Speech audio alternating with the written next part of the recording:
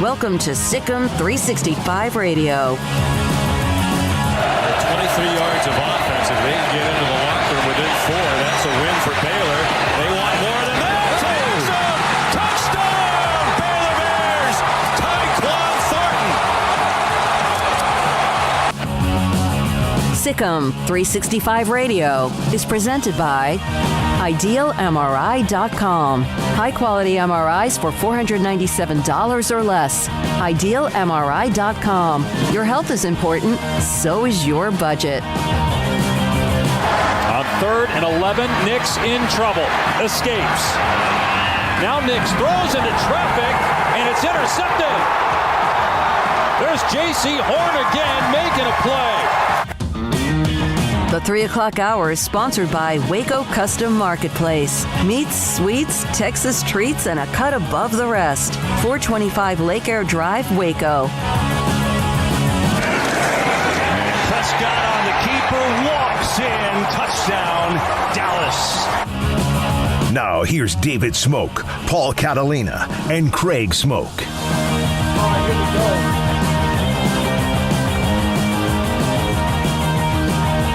All right, here we go on this bright, shiny new week. All of us back together again in the studio. Everyone's had a little chance to decompress on and off over the last few weeks. And in Texas, the start of the high school football season, but also the start of the college football season with a handful of games this week.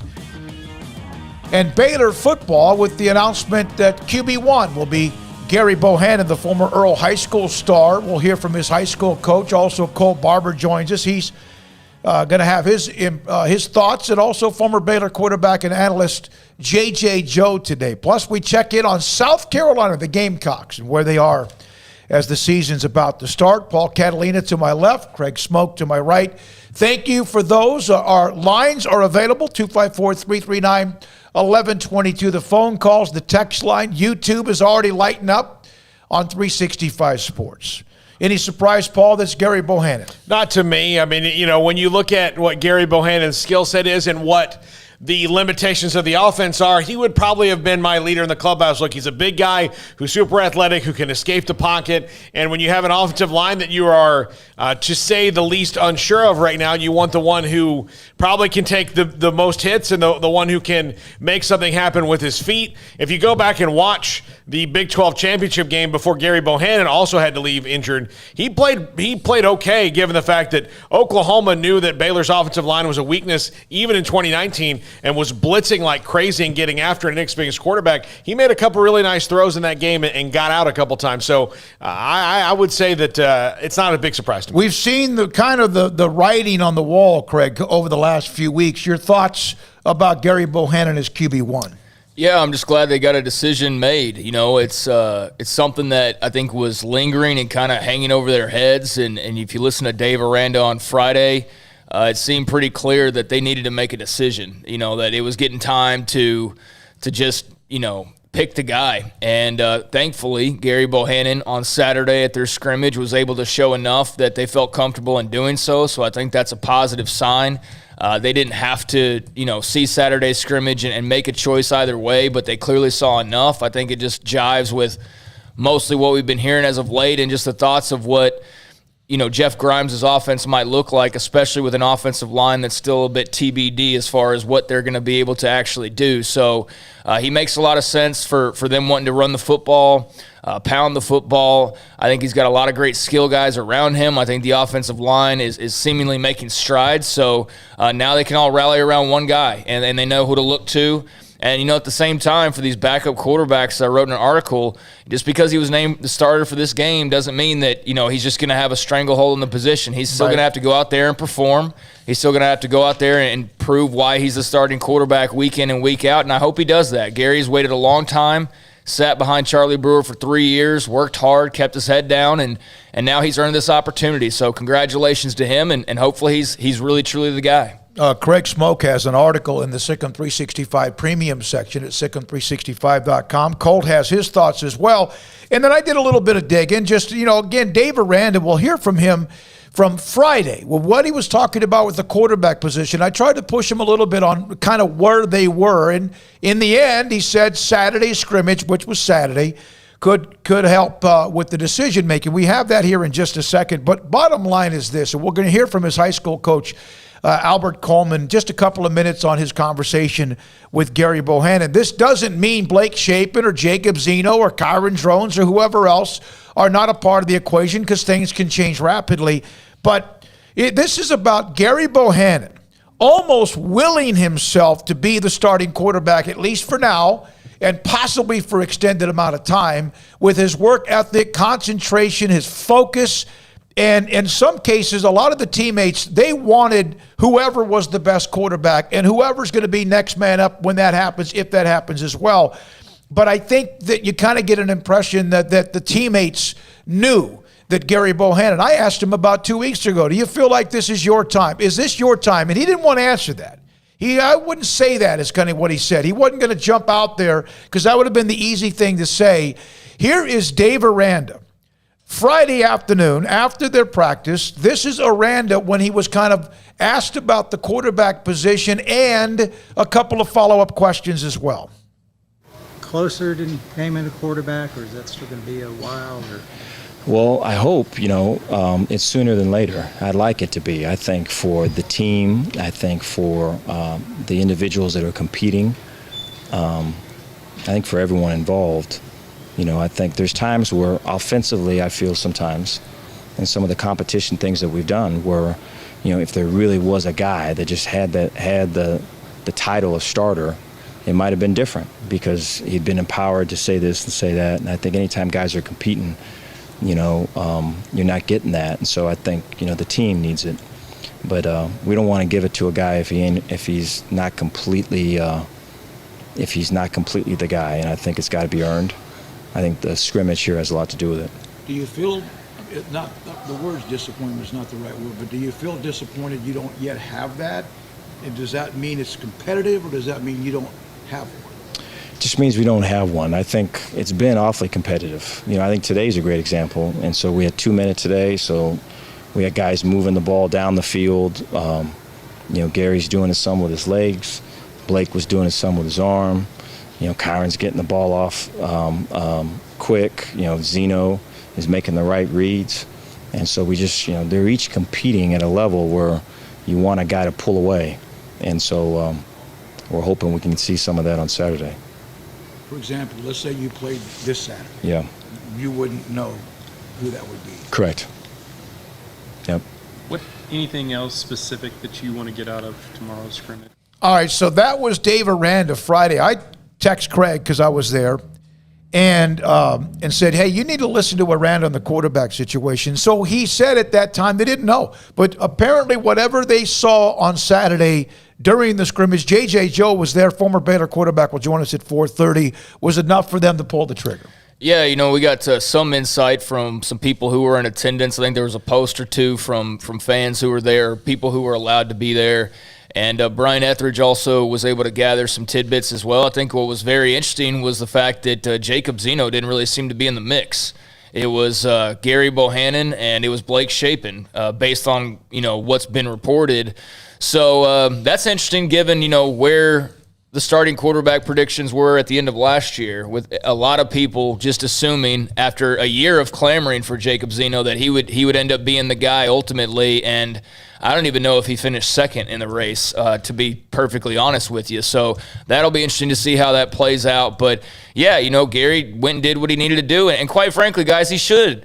He's the guy who's been on campus the longest. He's the one who sat behind Charlie Brewer for 3 years. He's the only one that's seen more than like a couple drives worth of actual action. I mean, I know Zeno's seen a little bit more than that, but only a little bit more than that.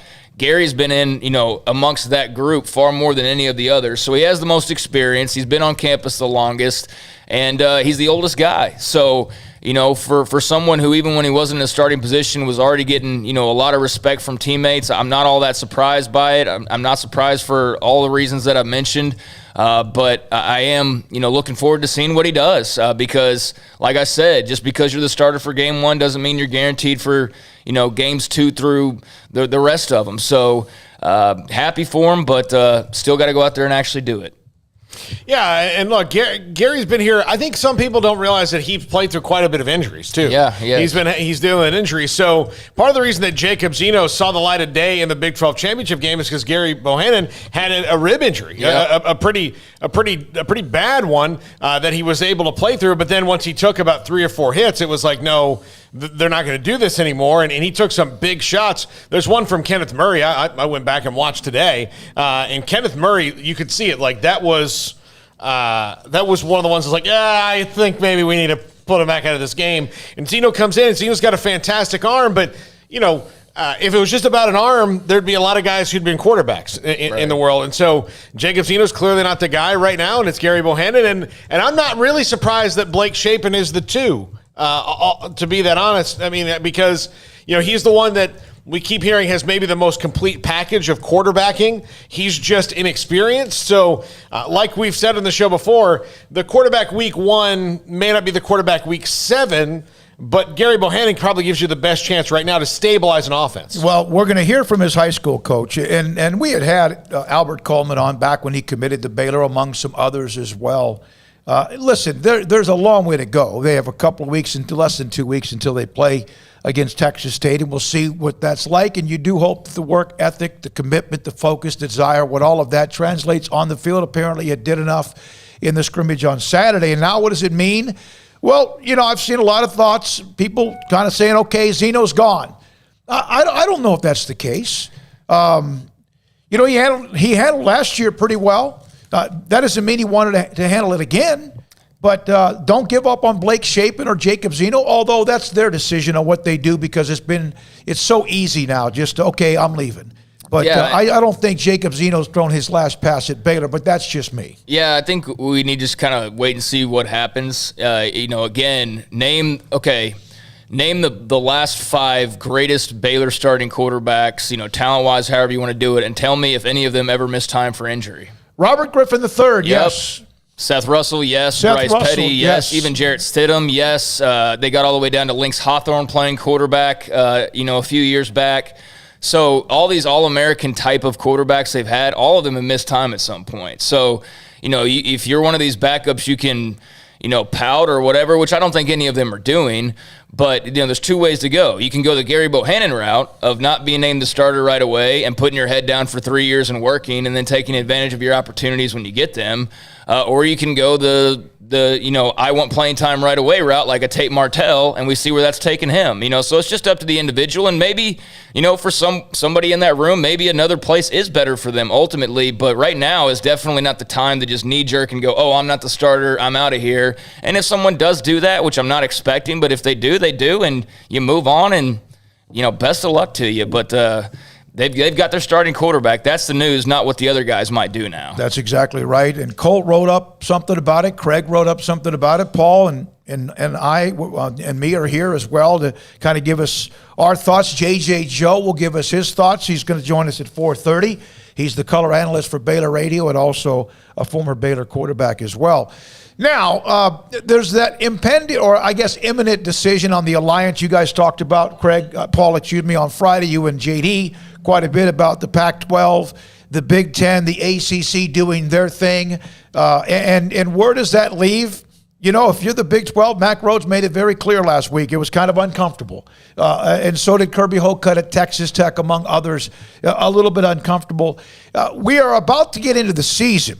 The expansion or the realignment or whatever else will always be like right here. It's going to be a part of it. That's how a lot of you found us, and we found you on this YouTube station, 365 Sports. So we're not like moving away from that. We'll be talking about that quite a bit as well. But we're going to hear in a minute from Earl High School coach Albert Coleman, his thoughts about Gerry Bohanon, the conversation he had after he was named the starter. Well, and there's certainly been developments there. I mean, it's not like the news hasn't stopped. I mean, the Pac-12 basically coming out and saying, yeah, we might have an announcement on expansion in the next 2 weeks. I mean, that's pretty notable because either they're not going to expand, and all of these Texas Tech fans and KU fans and Baylor fans and whoever else is, us to the Pac-12.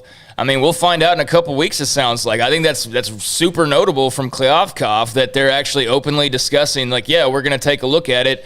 Also acknowledging that most everybody that you would think of has reached out to them in some form or fashion, not just Big 12 schools, not just the remaining 8. So, I mean, the Pac-12, which it was, I mean, honestly, like a year ago, the most laughable conference there was of the Power Five, they're now in an actual position of some power between this alliance and between kind of, holding the puppet strings to Realignment's next step and how that might affect other conferences. So I think that was highly notable, and I don't know, there seems to be a lot of people that are like, oh, he's just talking and there's no need for the expansion if they have this alliance, but there's also just as many people thinking, well, hey, welcome Texas Tech and Iowa State and TCU and Kansas to the Pac-12, which I don't think's a given either. So very curious to hear a commissioner come out and just openly say that, but I get why he did, and should make for an interesting couple of weeks, especially as it pertains to the Pac-12 and obviously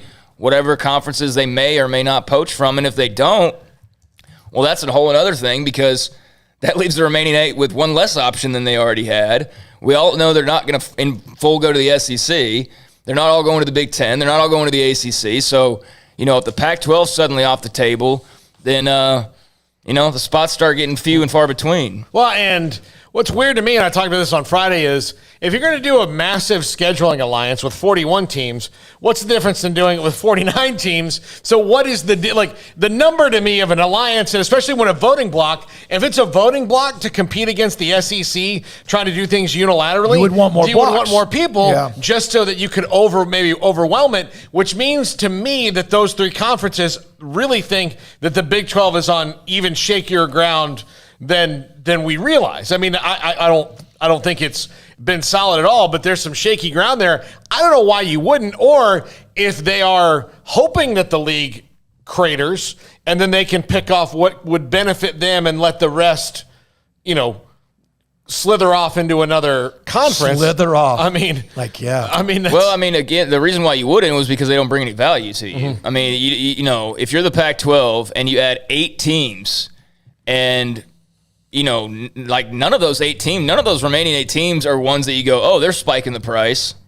None of them. Otherwise, they would have already been contacted, exactly, or they would have been behind doors with the same people. Yeah, and I see all this, like, well, TCU's got the Fort Worth market. No, they don't. No, they do not have the Fort Worth market. Or, West Virginia's got DC and all, and okay, they got good TV ratings, but, it comes down to so many more things, and everybody's, throwing their pitch out there. But for all these valuable traits that all these 8 schools and their fan bases are saying, it still hasn't been enough to entice anybody to take any of them as of yet. Now, we could see that change. Again, Texas Tech and Oklahoma State could be Pac-12 bound for all we know in the next couple of weeks. I mean, for all we know, that could happen. But for all we know, that might not happen as well. So if you're the Pac-12, okay, yeah, it makes sense to want to get into Texas.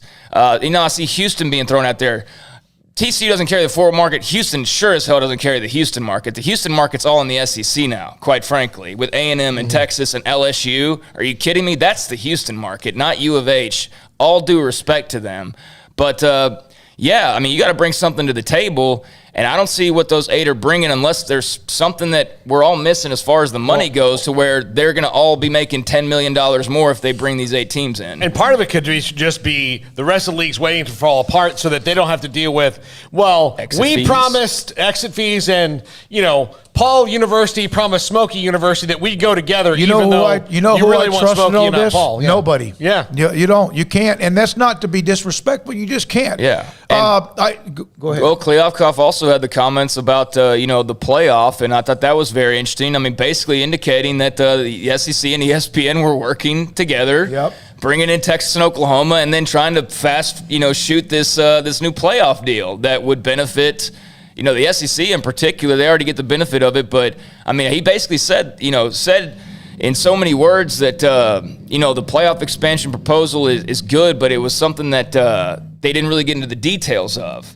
and it made it sound like it was a little bit fast tracked shortly after the Oklahoma Texas rumblings were going on. So yeah, I mean, there's definitely alliances being formed and voting blocks and all of that. And I'm very curious to see what the Pac-12's next move is, because George Kliavkoff's been very outspoken. He's hit on a couple of the major, controversial points of this as far as, the SEC and ESPN or, any potential expansion. And so he's brand new, but he's got some power right now. Yeah, he's also been at time a little bit edgy. You gotta be careful. Yeah. Baylor, former Baylor quarterback Charlie Brewer named starting quarterback for Utah as they open up against Weber State on September 2nd. I sent Charlie a little text message, said good luck, and he also said, hey, good luck to Gerry Bohanon and others as he was named the starting quarterback at Baylor.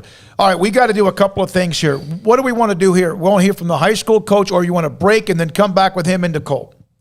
Let's do with the high school coach right now. Okay, here is, I'm sitting around prepping for the show, trying to line up the guests. Paul got our guest from South Carolina.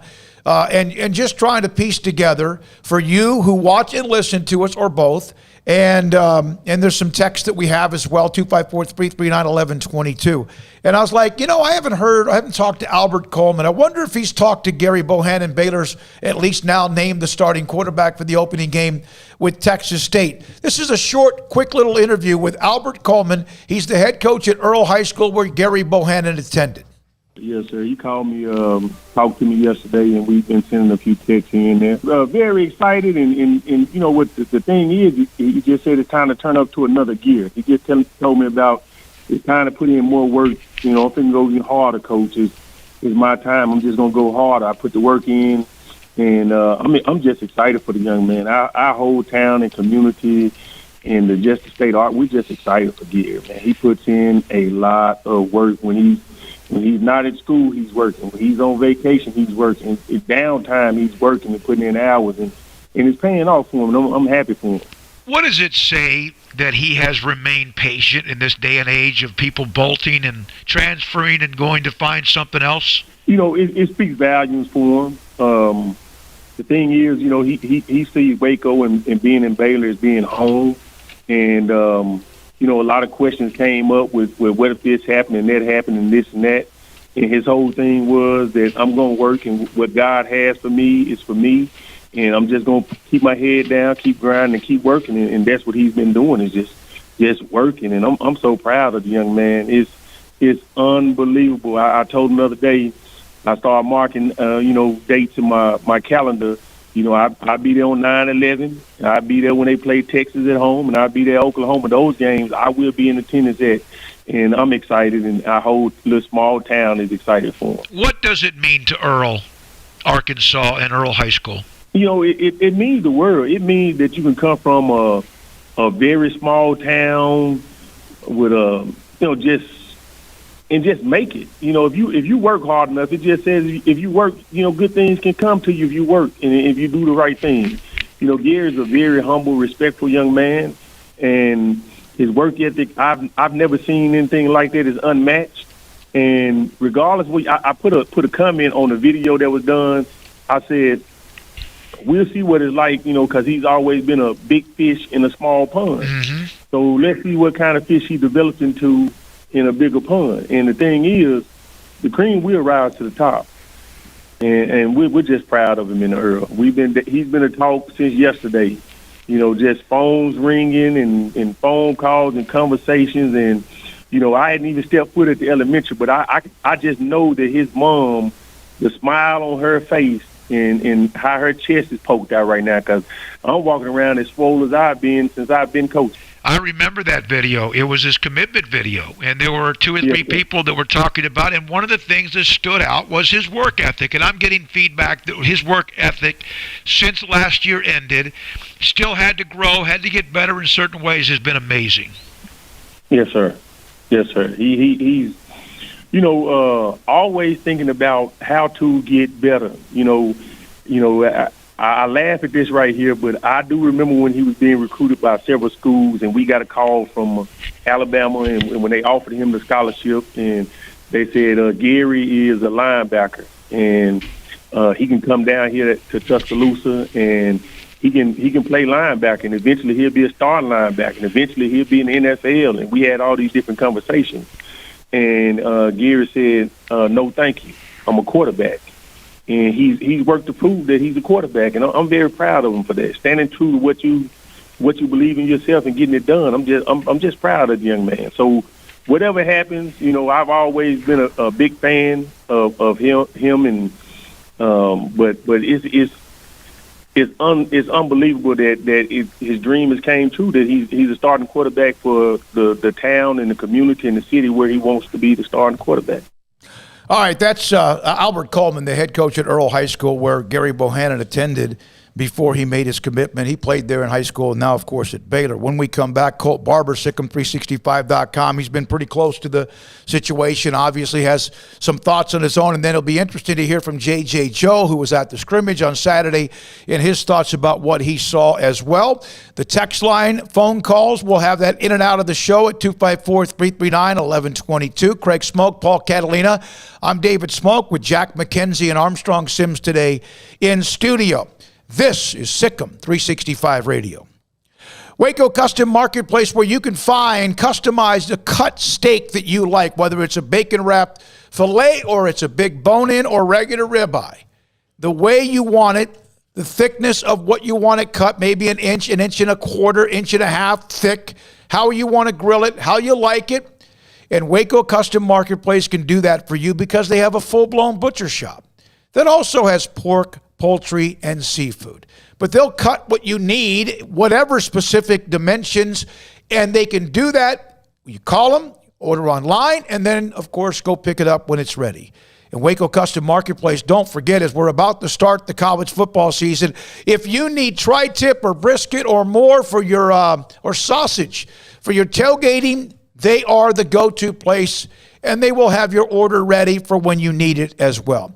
Brian Bauer and the Bauer family have done an amazing job over the years. 425 Lake Air Drive in Waco, WacoCustomMarketplace.com online, and check out their Instagram as well, where they come up with their weekly specials, so you'll know what those are as well. Waco Custom Marketplace, your hometown grocery store on Lake Air Drive in Waco.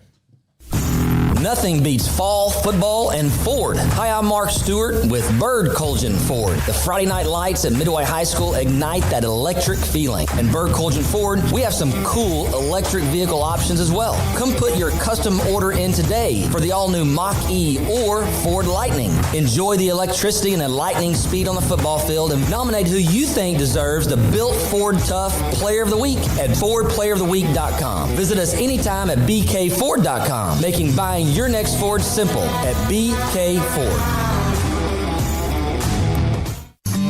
With more than 160,000 alumni worldwide and counting, the Baylor family is growing. And through the university's expanded Baylor alumni program, the family is growing closer. With hundreds of local volunteers planning events in cities and towns around the country, you can gather with fellow Bears no matter where you are. So, get connected, get something started, get involved, and make plans to get together with Baylor alumni. Visit us at baylor.edu/alumni. And Ideal MRI, we feel blessed to be a part of the Waco community. We're a small family business right here in Central Texas, and our goal is to bring down the cost of healthcare while maintaining high quality. At times like this, the cost of healthcare has never been more important, and unfortunately, significant illnesses and injuries still occur. That's why Ideal MRI is open and here to serve you through the difficult time. We offer premium MRIs just like a hospital with state-of-the-art technology and specialists, but you'll pay less.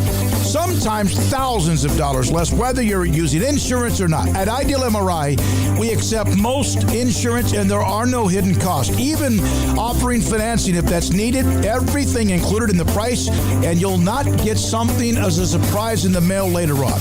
If you need an MRI, ask your doctor about Ideal MRI. They'll know.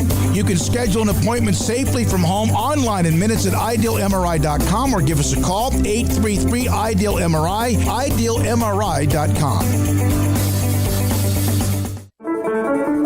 One size fits all. That may be all right for an adjustable belt or cheap sunglasses, but when it comes to your financial needs, no one wants a one-size-fits-all strategy. Cam Heathcott, your Edward Jones financial advisor, knows that his most important goals are yours. That's why he takes the time to understand your needs, knowing you. That's how Edward Jones makes sense of investing. Cam Heathcott, covering Conroe and Houston, 936-756-7717 or cam.heathcott@edwardjones.com. Edward Jones, member SIPC. In the market for a quality metal building? Since 1943, Pioneer Steel and Pipe has helped Central Texas residential and commercial customers with metal building design, panel options, building components, and trim options. Pioneer Steel and Pipe's residential line is energy efficient, offers low maintenance, reduces insurance payments, is impact resistant, and carries up to a 45-year limited warranty. In addition, they can also help you find a metal building contractor for your project. Pioneer Steel and Pipe with locations in Waco and Bryan and at pioneersboys.com.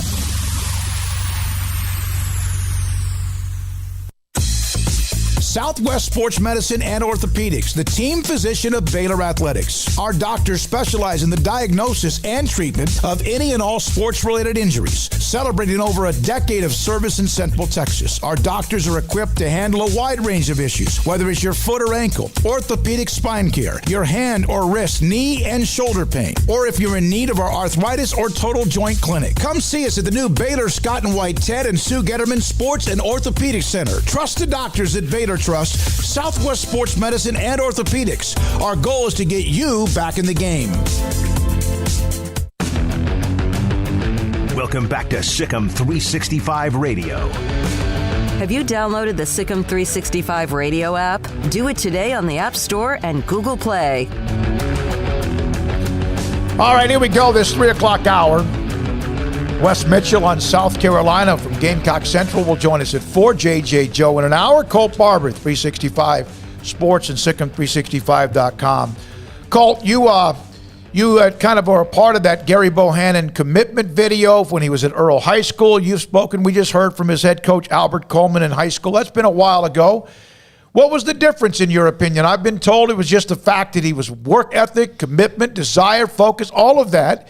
And apparently on Saturday in the scrimmage, it kind of carried over just enough for them to name him the starter. Yeah, it truthfully goes back to his work ethic. And, looking at his recruitment coming out of high school, you just knew that he absolutely had the physical tools to do it. It was how quickly can he develop into a quarterback and to be able to do it at the level that he needed to do it at the Big 12 or anywhere else for that matter. And the fact that he has come this far. I mean, I think truthfully, you look at previous quarters like Baylor quarterbacks like Bryce Petty or Seth Russell or Nick Florence and those guys who really waited their turn that had a lot of success. Gerry was in that line. Like, he was just a raw quarterback, and you knew from the moment he stepped on campus how hard he was going to work. Matt Rule's staff really discussed that, and I remember the stories about him and Jalen McClendon being in the film room together, and just him learning how to be a pro from Jalen McClendon, who had learned from other pros at NC State, and him being able to do that and really transition himself from just an athlete playing quarterback into more of a quarterback playing athlete. I think he still has a ways to go, but it just really speaks to his work ethic and his ability to really just focus in and say, hey, no matter what, I'm going to develop this. Because it would have been really easy just to bail. You look at the guys behind him in a way that Baylor has really recruited the quarterback position, even now through Zach Tyron, that there's an opportunity for someone else to take that job, but he wasn't ready to give it up. Colt, with the offensive line being the biggest question, Gerry Bohanon's the biggest of the quarterbacks. He's the one who's probably the most, individually mobile. He's the one who can probably take the most hits. Does this make sense before you get to almost any of that stuff when you talk about the offensive line being in so much flux right now? Yeah, I mean, it has to. And you look at Jeff Grimes' history and Zach Wilson's notwithstanding, but going back to his time at Auburn with Cam Newton, and the style that he has really utilized as an offensive coach. And obviously he wasn't offensive coordinator then at Auburn when they won the national championship, but he understands the value of a running quarterback and the threat. And if Gerry Bohanon can use his physical style and his big build and your ability to really take this offense to the next level in terms of just getting first downs, how big of a deal that would be. And I remember watching practices when Matt Rule was there with Gerry Bohanon, and they would go live sessions with Gerry Bohanon, and Matt Rule would call a quarterback run. And we haven't seen that now. I think Aranda takes a little bit different approach in practice with the way he utilizes, tackling and team open drills with quarterbacks. But Gerry truthfully ran quarterback run for that offense at times and scout team and took hits, and he delivered them as well. So I'm really curious to see how that translates to the game. We've seen it at times. We think about the UTSA game back in 2019, and even think about the Kansas State game that year. Last year we didn't really get to see it. No one besides Charlie Brewer really played, but I think that he brings that athletic ability, and obviously he was recruited by teams around the country because of his athletic ability. Now I'm just curious how he can translate that to the football field as a quarterback. Colt, how different do you think the offense looks depending on who they selected, and why do you think that played into Gerry ultimately being the guy?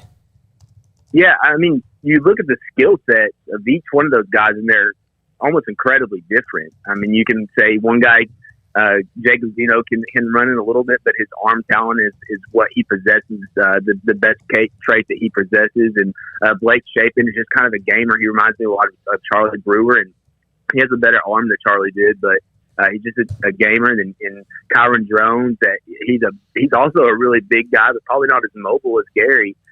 Big arm, and he's more like Jacob in a lot of ways. Maybe a little bit more athletic than Jacob, but Jacob's plenty of athletic in his right. But Gerry just brings another dimension, and knowing that the offensive line, the running game needs to be successful. I think they're gonna build what they want to do on offense to be able to run the ball first and foremost. So whatever gets them there first.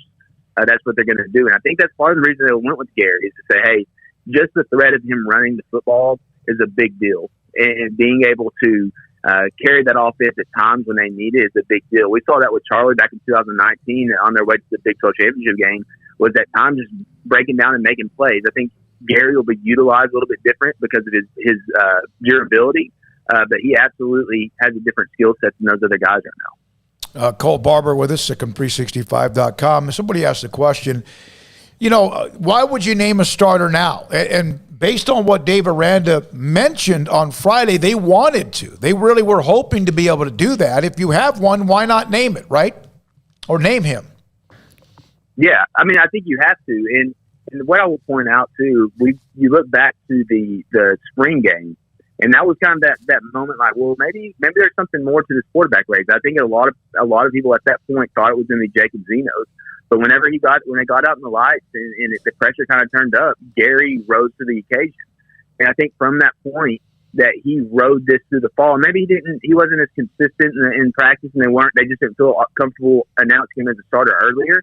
But I think if he goes into another scrimmage and he clearly separates himself in a game situation, and the other guys don't rise to the occasion, I think that you almost are forced to make that decision, because at that point, if you don't, maybe the team doesn't trust you, because if the team noticed it and they know it and they can feel it, and you don't make that decision as a head coach going into, you're at the end of fall camp, you're going into game prep week, kind of a mock game week, and you're not willing to make that decision, you might lose the confidence in some guys in that ability to make a decision, because all you have to do at the end of the day is play him until he's not successful, if that's what it comes down to. But if he really took control of that team and took control of that offense in this last scrimmage and did as well as it sounds like he did, I think that you have to make that decision, even if you weren't sure going into it.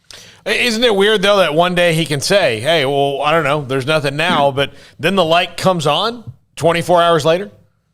Yeah. Oh, I think that, and that's what I'm referring to. If it was that impressive of a performance, and it sounds like it really was. It sounded like he connected on a lot of deep balls. He was able to get the run game going. It truthfully sounded like for the first time in maybe a couple of years, maybe even since the Browse era, that offense kind of had the number of the defense. And that surprises me in a way. But if he was able to do that, and it was because of Gerry and what he was able to do with the offense and having command of the offense, that makes sense to me why they would make that decision that quickly. So, Colt, now that that's out of the way, at least for the time being, I guess it's just down to the offensive line and finding, a starting lineup, so to speak, and a rotation. And, I mean, looking across the team outside of just some depth, I guess, decisions on who's going to be behind who and where and all that. I mean, they're pretty much set right now, right? Yeah, I mean, you look at the offensive line, I think that has to be it. The jack position, that outside linebacker position, is probably a little bit up in flux. We know that Garmin Randolph was in a booth. And I'm not sure exactly his timeline, but I think that position's still up for grabs. Maybe Ashton Logan ends up taking it. But outside of that, it's just the offensive line. And you look at that group, and they've mixed and matched.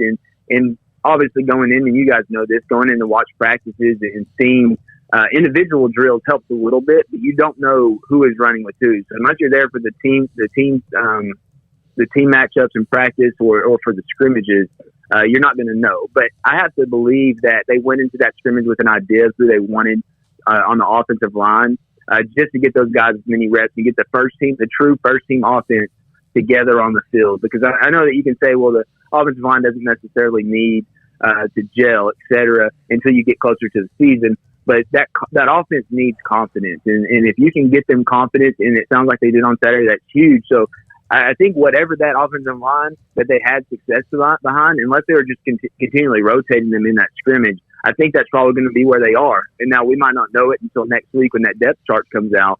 But I think they have to feel pretty good about where they are with the offensive line if they were that happy with the offense on Saturday.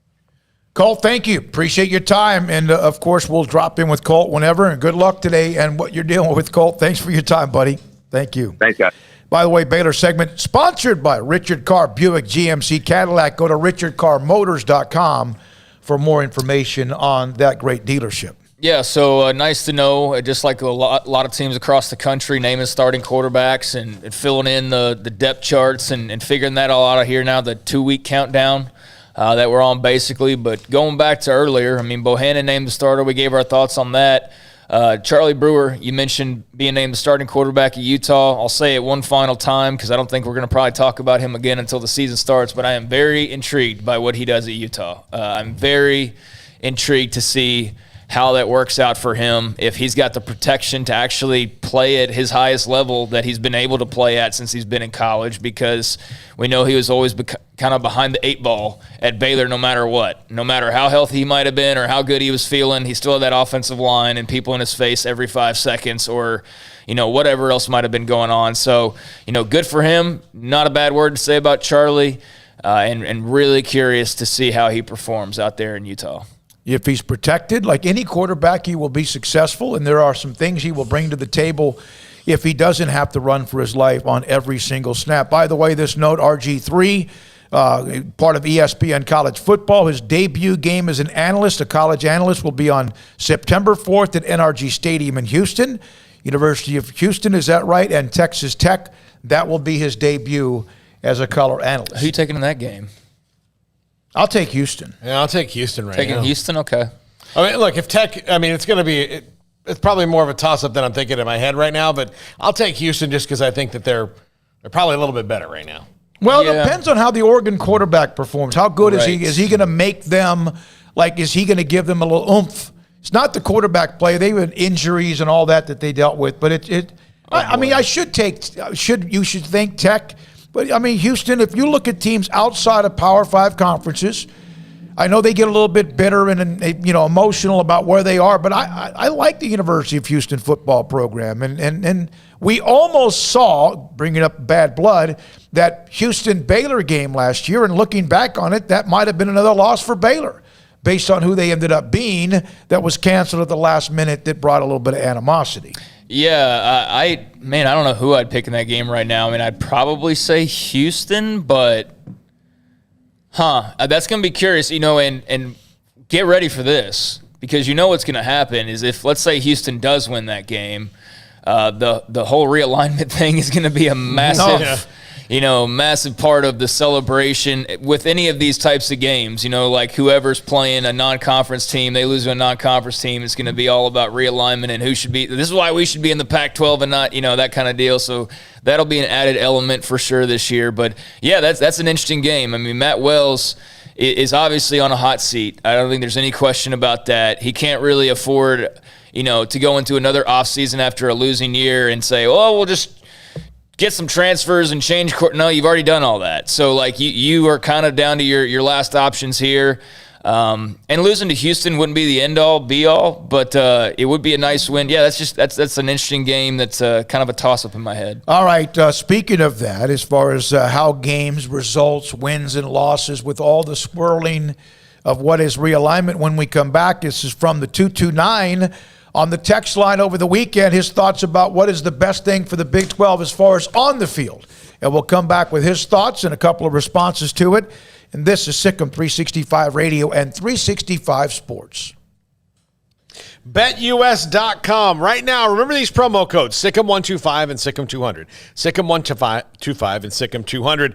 BetUS has been serving clients for 25 plus years and prides itself on being known as America's favorite sports book. And with action on every sport across the world, we can pretty much guarantee that they've got your game. And BetUS offers the industry's bigger retail bonuses to keep their players betting longer, like this. Sikkim125, that's a 125% bonus on a deposit of $100 or more. Or Sikkim200, if you use crypto, you get 200%. So cash, 125. Crypto, 200% bonus. That's a lot of money to get you going at BetUS.com. And the BetUS loyalty program is legendary. They keep their players up to date with articles, players, team stats, and trends, giving you the right tools to make the best wagering decisions. That's BetUS.com. Use promo code Sikkim125 or Sikkim200.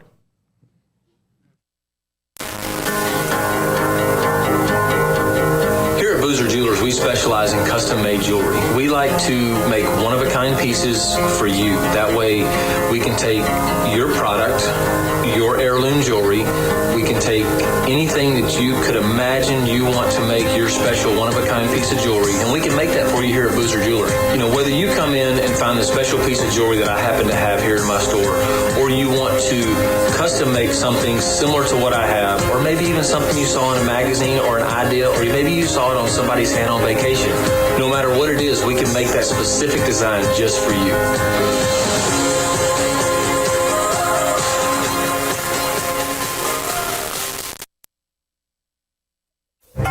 Boots add protection. Good boots help you climb better and move forward faster. And when your son or daughter steps into the boots of a U.S. Army officer, they also learn how to lead. In these boots, they'll gain more confidence with expert training in one of more than 150 occupational specialties. In these boots, they'll stand a little taller and lead a team with diverse backgrounds and areas of expertise to successfully accomplish whatever challenge comes next. In these boots, they'll earn respect with valuable experience from day one that will give them solid footing for success into the future. Highly qualified candidates who earn a spot on our team can receive comprehensive health care coverage, college tuition assistance, and a bonus of up to $40,000. See all the things your son or daughter can achieve in our boots at GoArmy.com. U.S. Army Waco Recruiting Company, 254-598-8131 or 254-776-1543.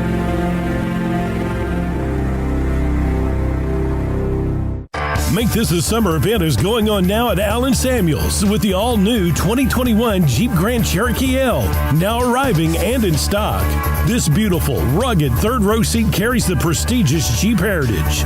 The 2021 Jeep Grand Cherokee Laredo, with values of $3,500 or 0% for 48 months, plus $2,000 in bonus cash.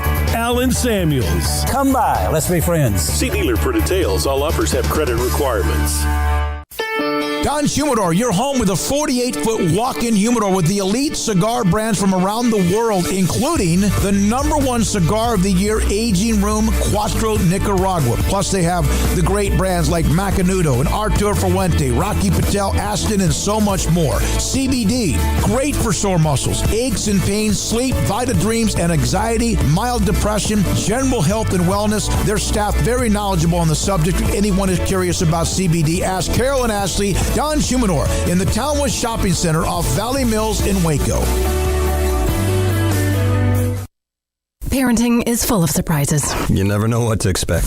So after our son was born, I called my Texas Farm Bureau insurance agent to set up a life insurance policy in case something happened to me. Sawyer is now 2. And we'll soon have a sister. There's no one else I would trust with protecting my family. Stop by and see our agents at one of our 3 McLennan County locations. Coverage and discounts are subject to qualifications and policy terms and may vary by situation. At Marco's Pizza, get craveable pizza made the Italian way with dough made from scratch, an original sauce recipe, 3 fresh signature cheeses, and premium toppings you love, served hot and safe. Right now, you can get unlimited medium one-topping pizzas for just $6.99 each. Why stop at just one? Order with your app or at marcos.com for curbside, carryout, or delivery today. Marco's, pizza lovers get it.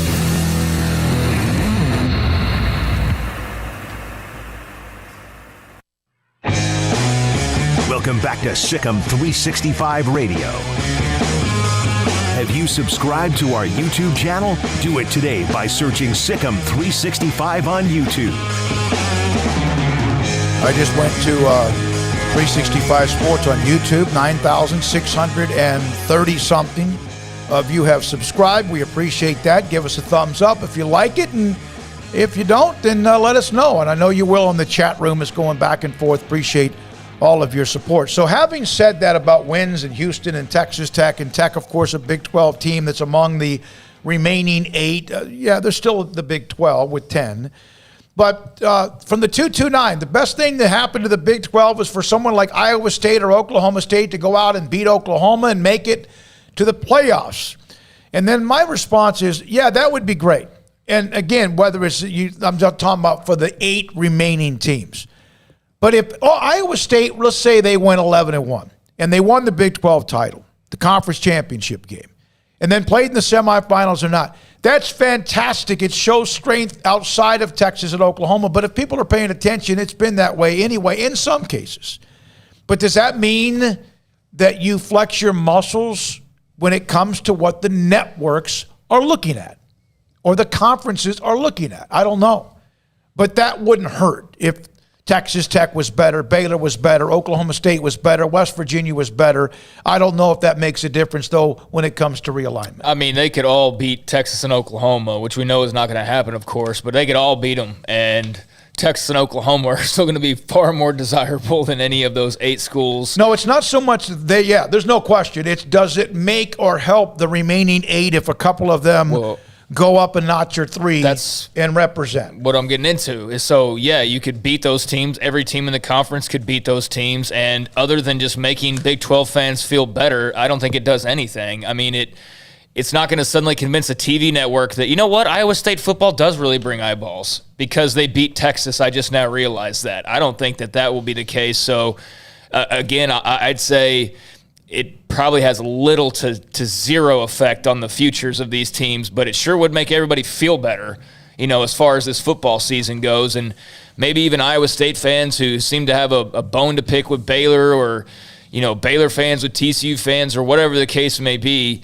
Hopefully everybody does kind of rally around together, put their differences aside for at least a season, and just, kind of go all Big 12 for once and root for the fellow conference members. I don't know if we'll see that or not. There's just, that's one thing about this conference is, with the SEC, they have these deep-seated, hated rivalries, and yet when it comes down to business or just, whatever, they're able to just put it to the side and handle it. But the Big 12, they just hate each other.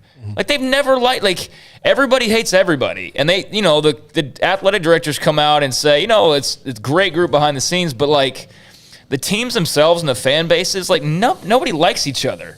There's no Big 12, and I think it's silly when the SEC does it to the extent that they do it sometimes, when you have like 14 fan bases celebrating national titles. I think that's silly. I think that's dumb and silly. But, it's nice to have some level of pride.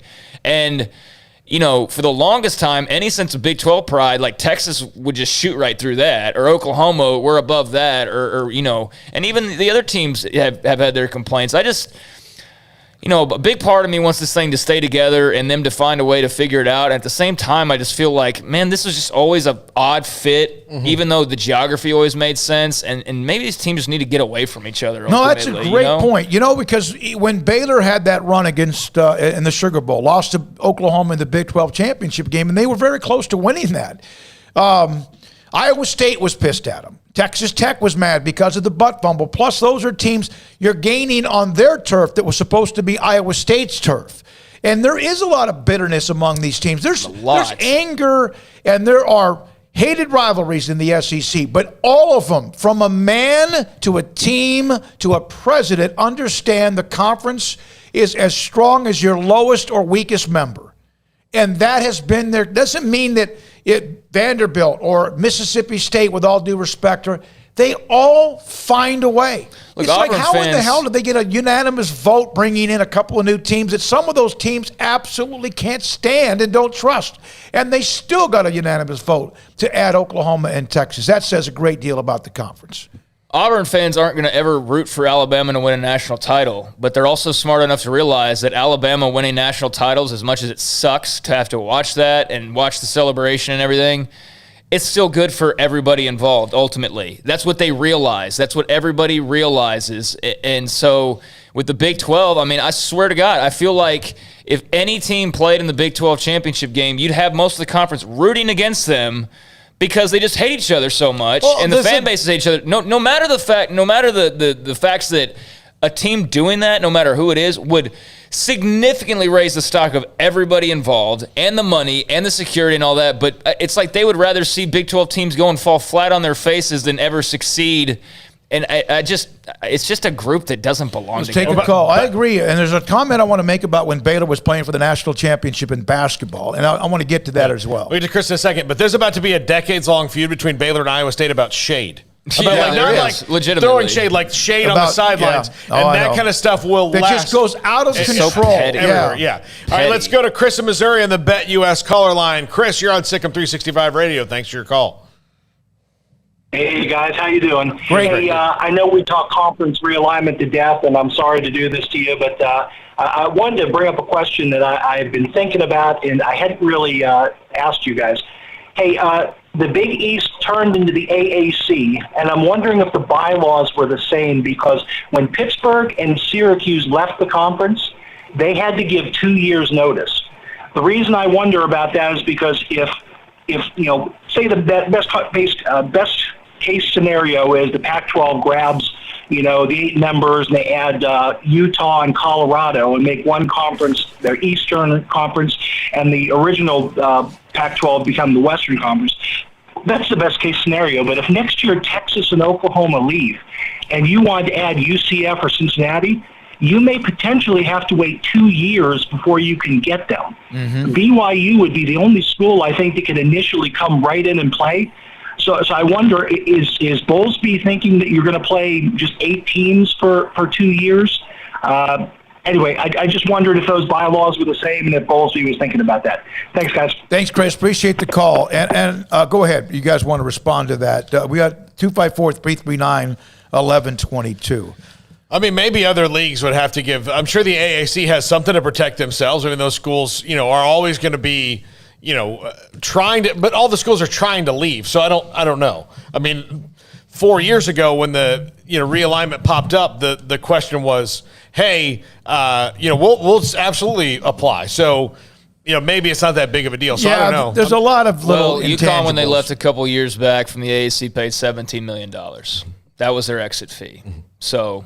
That's Nebraska had to. I don't know about the exit fee to the Big 12. I'm not sure exactly if that was, but I know this: that they also, not only do you pay to get out, you then don't always get a full share when you arrive. Now, I'm sure that's not the case with Texas and Oklahoma. They wouldn't accept that, but sometimes that can be the case. So here's what I didn't know how to answer your question factually without needing to do a little quick Google search. So I'm sure there's parts missing here, but yeah, when UConn and the AAC reached an agreement on the Huskies departing the league to move back to the Big East, the Huskies announced they would leave on July 1st, 2020. They had to pay an exit fee of $17 million, but that wasn't required to be paid in full until 2026. So they still got another 5 years to pay off that thing. It doesn't really go into details on if that's like the flat rate across the board or whatever. But here's what I come back to with the AAC is, again, in regards to the Big 12, explain to me how the Big 12's absorbing them when the AAC has a better TV contract at this point as far as stability goes, right? They have more of a future laid out with ESPN. But it's not nearly the amount. But it's okay. Yeah, you're right. It's not nearly the amount, but we're also not talking about the same Big 12 moving forward. No. We're talking about a Big 12 that is probably going to be far more on par with the AAC than it was, in its current state. So between the ESPN contract that the AAC has, the lack of desirability of the other 8 seemingly as of right now to the other power conferences, I just don't know where the Big 12's in a position of power here to be the one to say, we're going to absorb the AAC schools if that's doesn't have to be a power. It could be what's best for both of us. And that, if they can actually get at the table and listen to each other, then perhaps both can win. The AAC can get theirs up a little bit. The Big 12 can try to save a lot of the money that they might lose once Texas and Oklahoma leave in 4 years or whenever it is, and perhaps they can find a way. But you're right. There's no power right now. The Big 8 doesn't have – the remaining 8, they don't have much power other than the grant of rights for 4 years. And they got Power 5 status. So, that would be the obvious answer to the AAC schools wanting to jump into the Big 12 potentially would be that they get automatic Power 5 status for the time being. But outside of that, I don't know what's so desirable at the moment with so much uncertainty. So not a lot of clarity on the Big 12's future here over the last couple of weeks. If anything, it's just gotten a little bit murkier. And there was a note earlier I saw where apparently they're bringing Oliver Luck in to be a consultant. So he's obviously a man with a lot of experience and a lot of ties, and we'll see what kind of an impact he has, if any. But the thing about Oliver Luck, it seems like he bounces around a lot. He does bounce around. He's currently in a lawsuit with Vince McMahon, I believe. Yeah, and he was, of course, at West Virginia. We know the history there, but it does seem as if that I don't know what it is. It might just be bad luck or timing or whatever, but if I'm somebody, I wouldn't mind reaching out to somebody who has experience in these things, and that's fine. One quick note, and then we got a break. Come back with South Carolina up next. From Justin R., the AAC has a 15-month buyout and a $10 million exit fee. Justin, thank you very much for that note. All right, when we come back, South Carolina Gamecocks are on the clock, and this is Sikkim 365 Radio. Richard Carr, Buick GMC Cadillac, got a lot of great deals going on right now over at Richard Carr. It's the summer savings event, and they've got both new and used pre-owned cars on the lot available as well. They want you to be able to get back on the road with comfort, style, and safety. How about, in addition to those attributes, some responsive power, some advanced technology, some exceptional agility? Well, you'll find all of those combined in a new Cadillac that'll bring a smile to your face on every drive at Richard Carr Cadillac. They will find the right model for you, whether it's a smooth and powerful CT4 sedan starting at only $33,395, or perhaps the XT4, XT5, or XT6 lineup of SUVs in the style and size to fit your lifestyle. You can also get back on the road with the space, safety, and luxury of Buick. Right now, well-qualified buyers get 0% financing for 72 months on most 2021 Buick SUVs. And as I mentioned, Richard Carr is also loaded with premium pre-owned cars and trucks, all of them priced to move, and all of them undergoing a 172-point inspection before ever hitting the lot. With dozens of lenders, Richard Carr says yes when others say no. 100% credit approval is always the goal. And here in the Central Texas area, Richard Carr is your local hometown dealership, so give them a chance to earn your business with great prices, free oil changes on new cars and trucks, and superior service after the sale. Come by and take a test drive, or they can bring the test drive to you. It's the summer savings event going on all month at Richard Carr, and they are owned, operated, and run by loyal and proud Baylor Bears. Y'all listen up. Let me tell you something about group meals from Rudy's Barbecue. It's got all you need for all the folks you gotta feed, smoked meat, sides, and more. There's everything down to the tablecloth, just like the one that you see at the store. At a bridal shower, it's better than flowers. In a long business meeting, it'll pass the hours. It'll feed all the cousins at a family function. It's better than potluck at a church luncheon. Next time you need to feed 10 or more, call and order a Rudy's group meal. Next in line. Do you or your kids get nervous about going to the dentist? Stonewood Dental, Dr. Steve Childress, he can help. I've spent a career taking care of patients who as children had bad experiences, and now they're adults that hate going to the dentist. If I get a kid at 3 years old and they come every 6 months and it's a happy experience, it's normal for them. Now they have an accident at 6 or 7 or 8 at school. Now they have a broken tooth or a trauma, and they have to come here. They're used to lights, they're used to water in their mouth, they're used to experience, they already trust us. It's amazing what we can do with that kid without it being a negative thing. But if I see a 6 or 7 or 8 year old that's never been to the dentist, and now they have a trauma or an unfortunate unexpected toothache, it's harder to do that for that kid and it not be somewhat of a negative experience. So bottom line is I try to teach kids and adults and teenagers and everybody the way I'd want my family treated, which is where it's a necessary part of life. You just take care of it. It doesn't have to be that big a deal. Learn more, stonewood-dental.com. The thing about having a naked truck is that you get exposed for the equipment you don't have. Take, for example, your rear end. If you don't have anything back there, you're exposed about what you don't have, and that's a life. However, if you cover that rear end with a hitch, you're telling the world, hey, I got a little junk in my bed, and I'm ready to pull something. A camper, RV, boat, trailer, jet skis, heck, even a bike rack. A hitch says, I have a life beyond driving my truck to and from work. And Pickup Outfitters is the place to get a hitch for your truck, SUV, van, even some cars. We sell and install just about any kind of hitch you need. Receiver hitches from light to heavyweight to pull just about anything. And gooseneck hitches and fifth wheels when you're ready to pull the heavy stuff. And don't forget trailer and brake controller wiring. It's so important to have wiring professionally and correctly installed by the pros at Pickup Outfitters. So it's time to cover that gaping hole in the rear end of your truck with a hitch installed by Pickup Outfitters. Check us out online at createacommotion.com.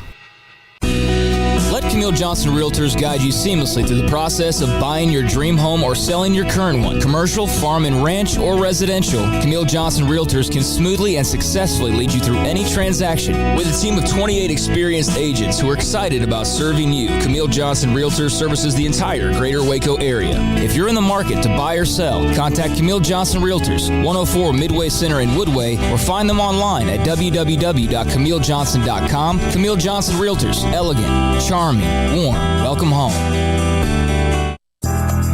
Riverbend Liquor and Wine, Lakeshore Drive at North 19th Street in Waco is a hidden gem. They've got a great selection of spirits, wine, and the most extensive selection of craft beer in Waco in their gorgeous walk-in fridge. And they have an amazing array of high-end bourbons like Pinhook, Weller, Buffalo Trace, Brush Creek, Hotel, Garrison Brothers, Thomas S. Moore, Hooten Young, and Bardstown. Great customer service and a convenient and speedy drive-through window. Riverbend Liquor and Wine. Find out more on Facebook and Instagram.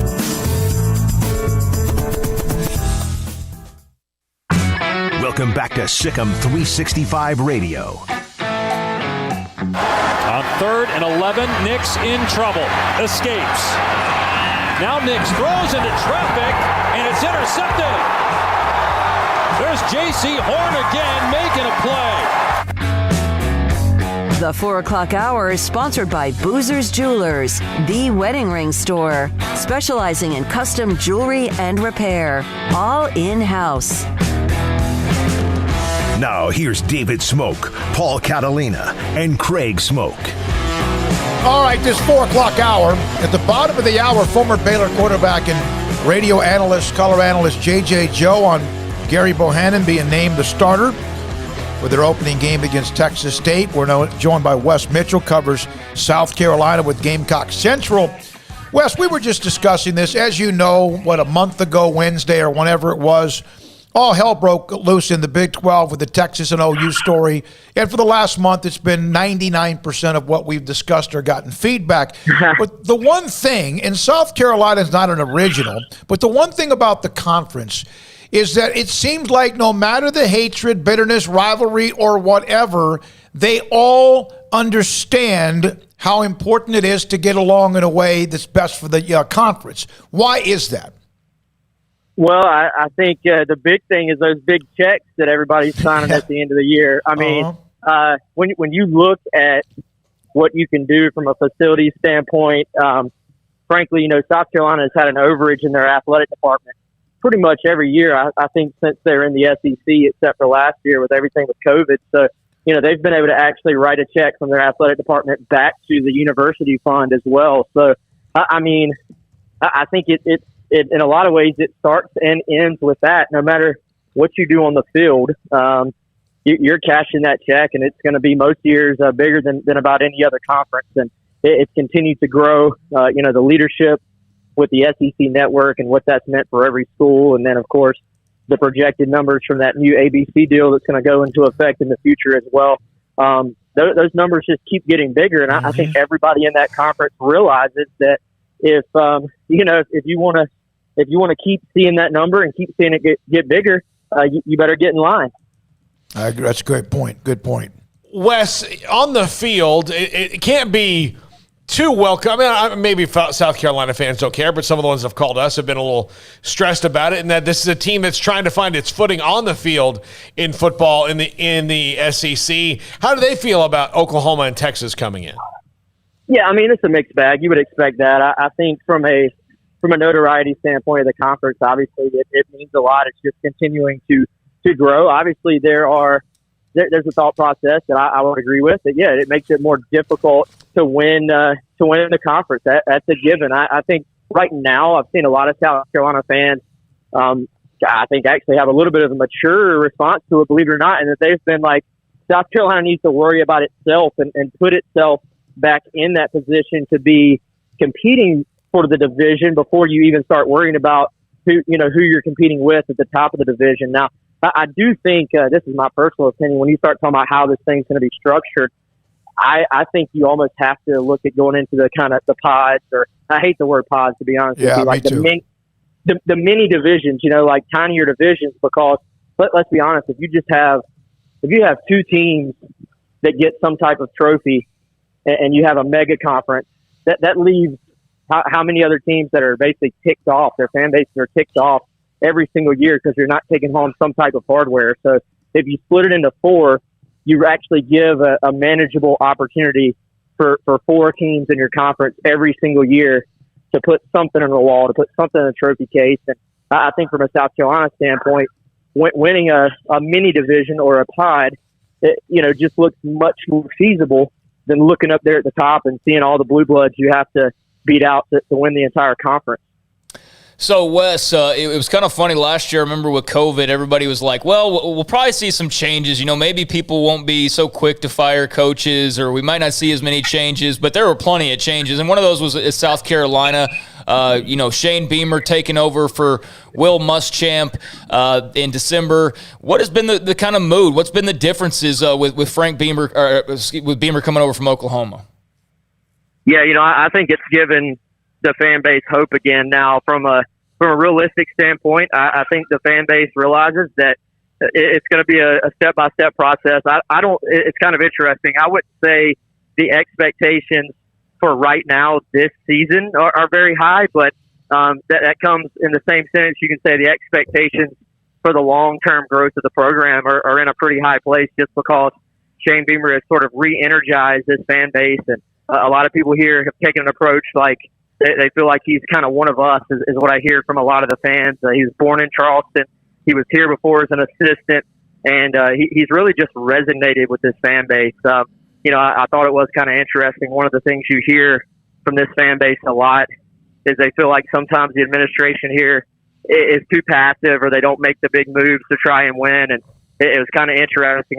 A lot of people around here were kind of in that same mindset last year, that South Carolina would be hamstrung and wouldn't make a move, when really it was almost like the South Carolina move was the one that sort of set the standard, I feel like, and opened the door for other schools to be like, oh, maybe we can make a move. Maybe we don't have to wait till next year. So it was kind of interesting when that happened out here, and South Carolina made the decision to get rid of Muschamp. I thought that was one of the times you can actually give the administration here credit, because I thought it was a forward-thinking move, not saying wow, we can't do this because of the buyout. It was more looking forward and saying, well, what are the repercussions of going into another season with a fan base that just has essentially lost complete hope in the program? And that's where I would say South Carolina was towards the end of last season. How excited would the fan base get if they could average 28 points a game on offense? I mean, defensively, Will Muschamp has always done a great job, but offensively, whether it was at Florida or at South Carolina, if he got to 17, that was about all he really could stand. Yeah, I mean, the silly thing is you've seen – I mean, South Carolina has had at times during the Muschamp era, there were solid quarterbacks here. And you look, man, they put Deebo Samuel, Brian Edwards, Shai Smith, Hayden Hurst, all guys into the NFL. Brian Edwards may be a starter this year. Deebo Samuel's been a starter. So that was a big source of frustration with this fan base is that they had players on offense during the Muschamp era, but obviously the output was not what it needed to be other than maybe a stretch in, I guess that would have been 2018 where they really were pretty decent on offense. So, that's something this program has traditionally had good blue collar defenses. That's been a trait of South Carolina when they've been good. But the key obviously is going to be to get the recruiting to another level and find a way to build an offense here. And, this year I think they have some pieces in the backfield. They have some pieces at tight end, question marks at receiver. They're going to have a decent offensive line, and then obviously with Luke Doty being out right now, quarterback, there are question marks there as well. So we'll see if they can get close to that 28 number. Wes Mitchell covers South Carolina for Gamecock Central. Georgia, A&M, and Clemson are on their schedule. 5th, 6th, and 3rd ranked teams in the country. We know Clemson, that rivalry. Florida's 13th. They could be a little bit better. Who knows? Yeah, it's daunting, isn't it? When you walk into a schedule, you just got to grind your way. You got to beat, like last year, they beat Auburn 30-22. But then the schedule flipped on at the end, and they had that bad losing streak. But it is daunting. But Shane Beamer's he's there for a reason because they do need some kind of a kick in the pants. Yeah, he's taking good advantage of the honeymoon period here and sort of gotten the fans excited again, like I said. And I think it's kind of funny. The people here, they've heard pretty much every single year now for the last few years. You have the toughest schedule in the country. You have a top 5 toughest schedule. You have top 3 toughest. I mean, it's just a way of life at this point. I think going in, those teams are going to be on there.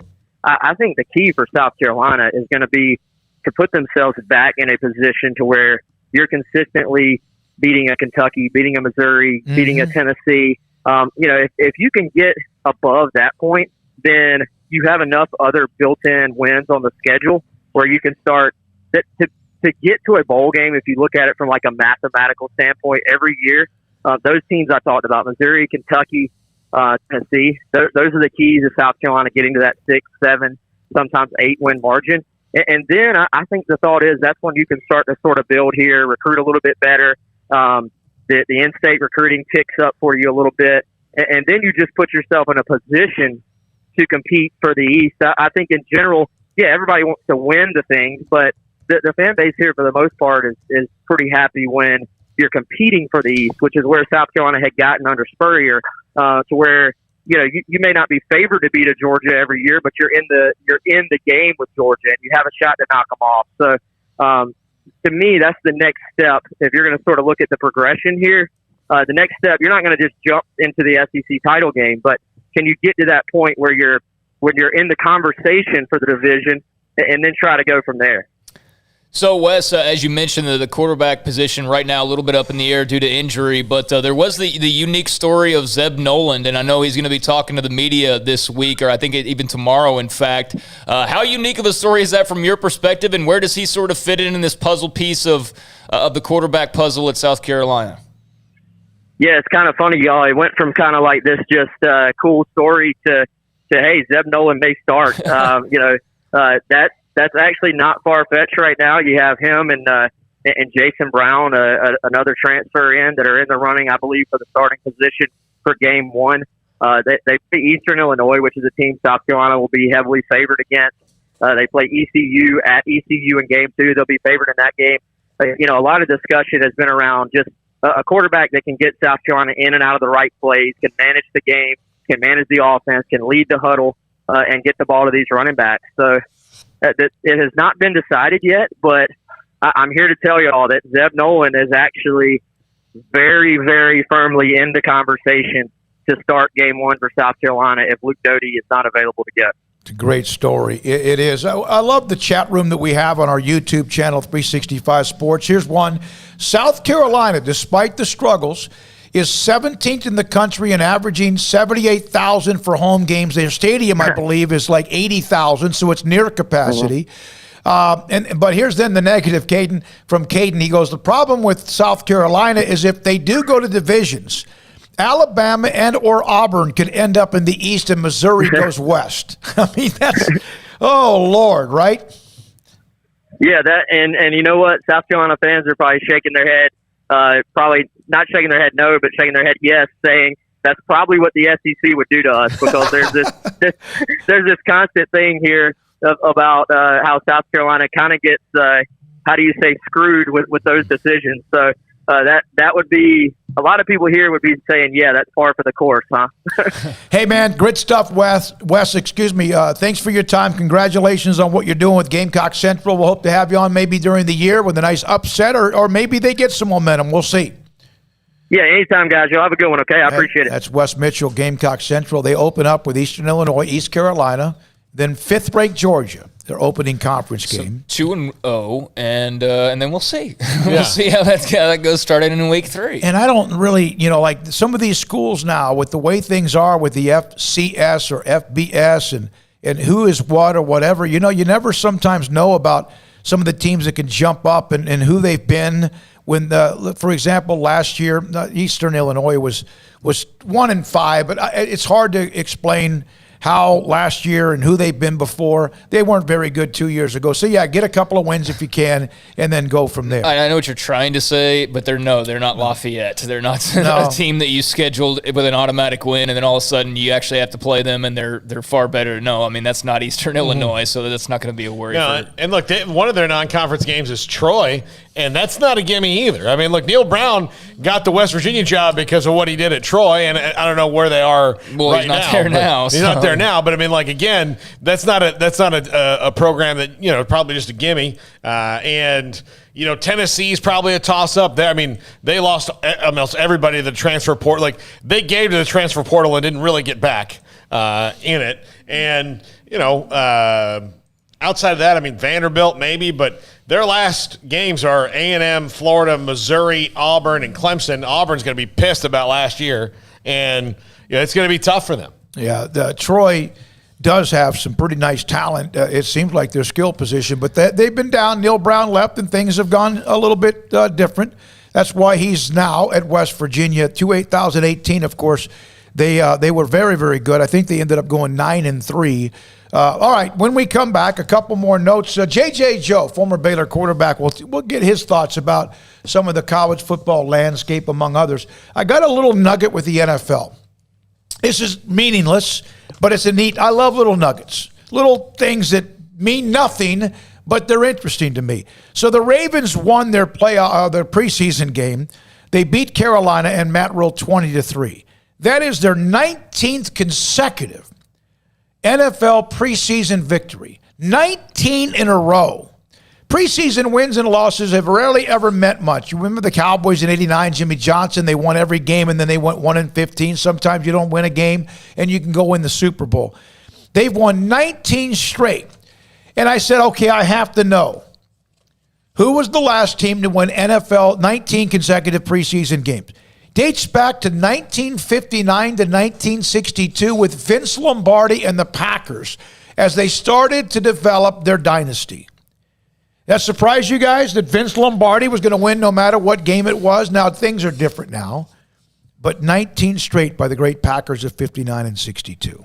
Yeah, I mean, that's a cool and unique stat. I don't give a lot of thought to preseason football, but that is definitely an interesting, statistic like you mentioned. And, I think that's just Baltimore's culture more than anything. I don't think it means, anything too deep, but I do think it speaks to their culture and just the way they go about their business. And, it might be meaningless for some teams, but obviously they do put some effort into it, and they're a successful franchise. And, you do all the little things right? And preseason might be something that maybe some teams take for granted or don't take seriously enough. I'm not sure, but Baltimore's a first-class organization, so no surprise they're also one of the best when it comes to something that most people don't give too much thought to. Their floor is never very low in Baltimore because they have great talent evaluation. So to me, having that record in the preseason means that your guys that are going to get cut are better than most guys who are going to get cut. Yeah. In 1958, under Ray McClain, the Packers were 1-10-1. The worst year in Packers history. And, of course, Vince Lombardi takes over. And his first year in 1958, well, they start to learn how to win a little bit. They do. And guess what? That kind of coincides with him learning, helping them build that mentality. And we know that eventually they went on to win championship after championship after championship. All right, it's 4:23. J.J. Joe, former Baylor quarterback, and also now part of the radio broadcast and has been for a long time, the color analyst on Gerry Bohanon being named the starter. And what did he see Saturday at the scrimmage at McLean Stadium? And this is Sikkim 365 Radio.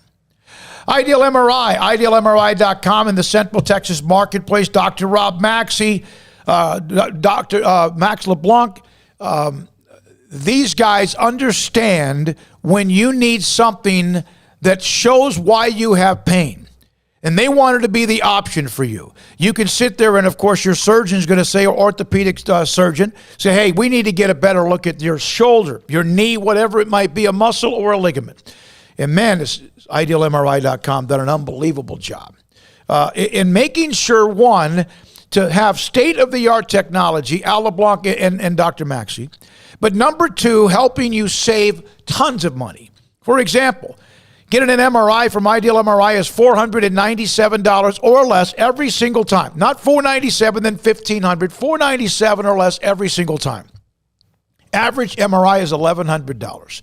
And so you're saving tons of money. And, you're not going to have the long waits in the waiting room, waiting for the speaker to maybe, go from one waiting room to the other to get an MRI. And you're saving not only time, but most importantly, money and state-of-the-art technology at idealmri.com.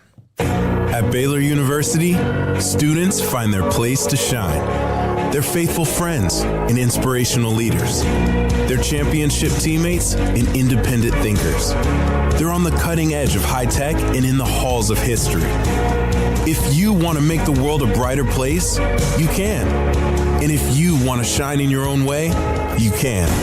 The spark you need is already inside you. Bring it to Baylor, where lights shine bright.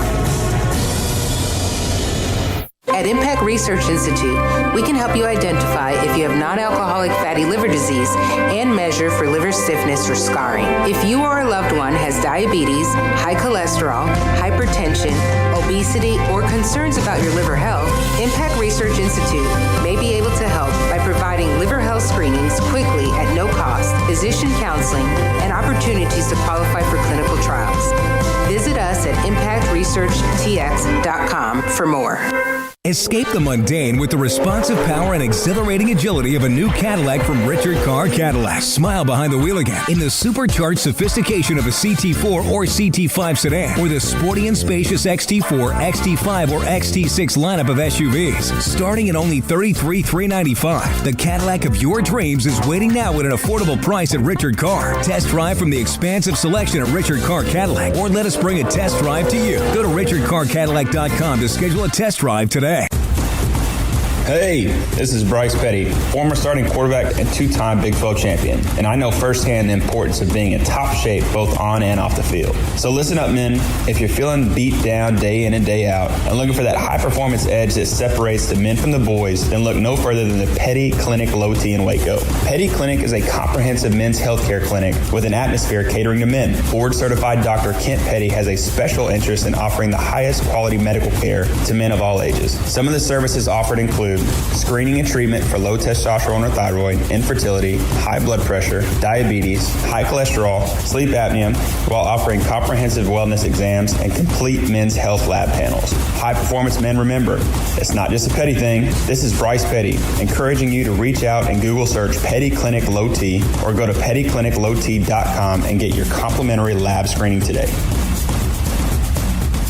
From the first workout to the last practice, sports is an incredible and rewarding challenge. Hi, everyone. This is Dan Ingham with the First National Bank of Central Texas, and we're proud to support each athlete, every parent, and our educators. From families, small businesses, to the biggest industry, we're here to help.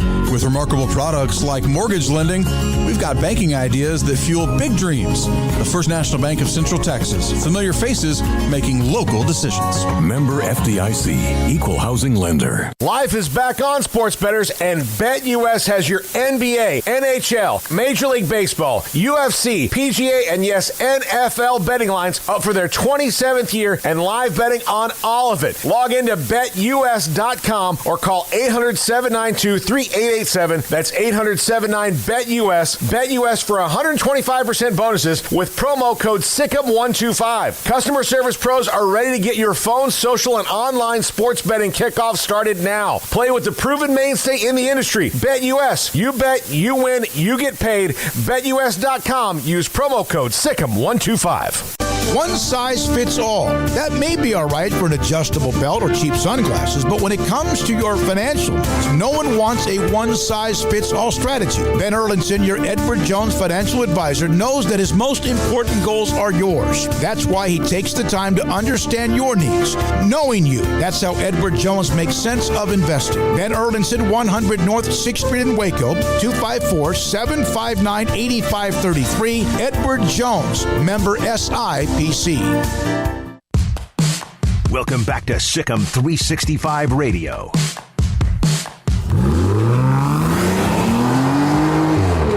This segment on Baylor Athletics on Sikkim 365 Radio is brought to you by Richard Carr Buick GMC Cadillac. Learn more at richardcarr.com. All right, here we go. This Baylor segment, as you just heard, brought to you by richardcarmotors.com. And J.J. Joe, former Baylor quarterback, color analyst for the Baylor Radio Network, joins us on Sikkim 365 Radio. Reached out to J.J. a week or two ago, but really it kind of had not been able to see much, and then they scrimmaged on Saturday. J.J., you know the decision. Gerry Bohanon is named the starter. What did you see Saturday that may have separated him? You know, Smoak, I didn't get a chance to watch the game, but nevertheless, I've gotten reports. But, this really, Smoak, doesn't surprise me. And the reason I say that is twofold. I remember coming out for the spring game and watching the three quarterbacks, and it looked like early that Bohanon really seemed to be the most calm and the most productive during spring.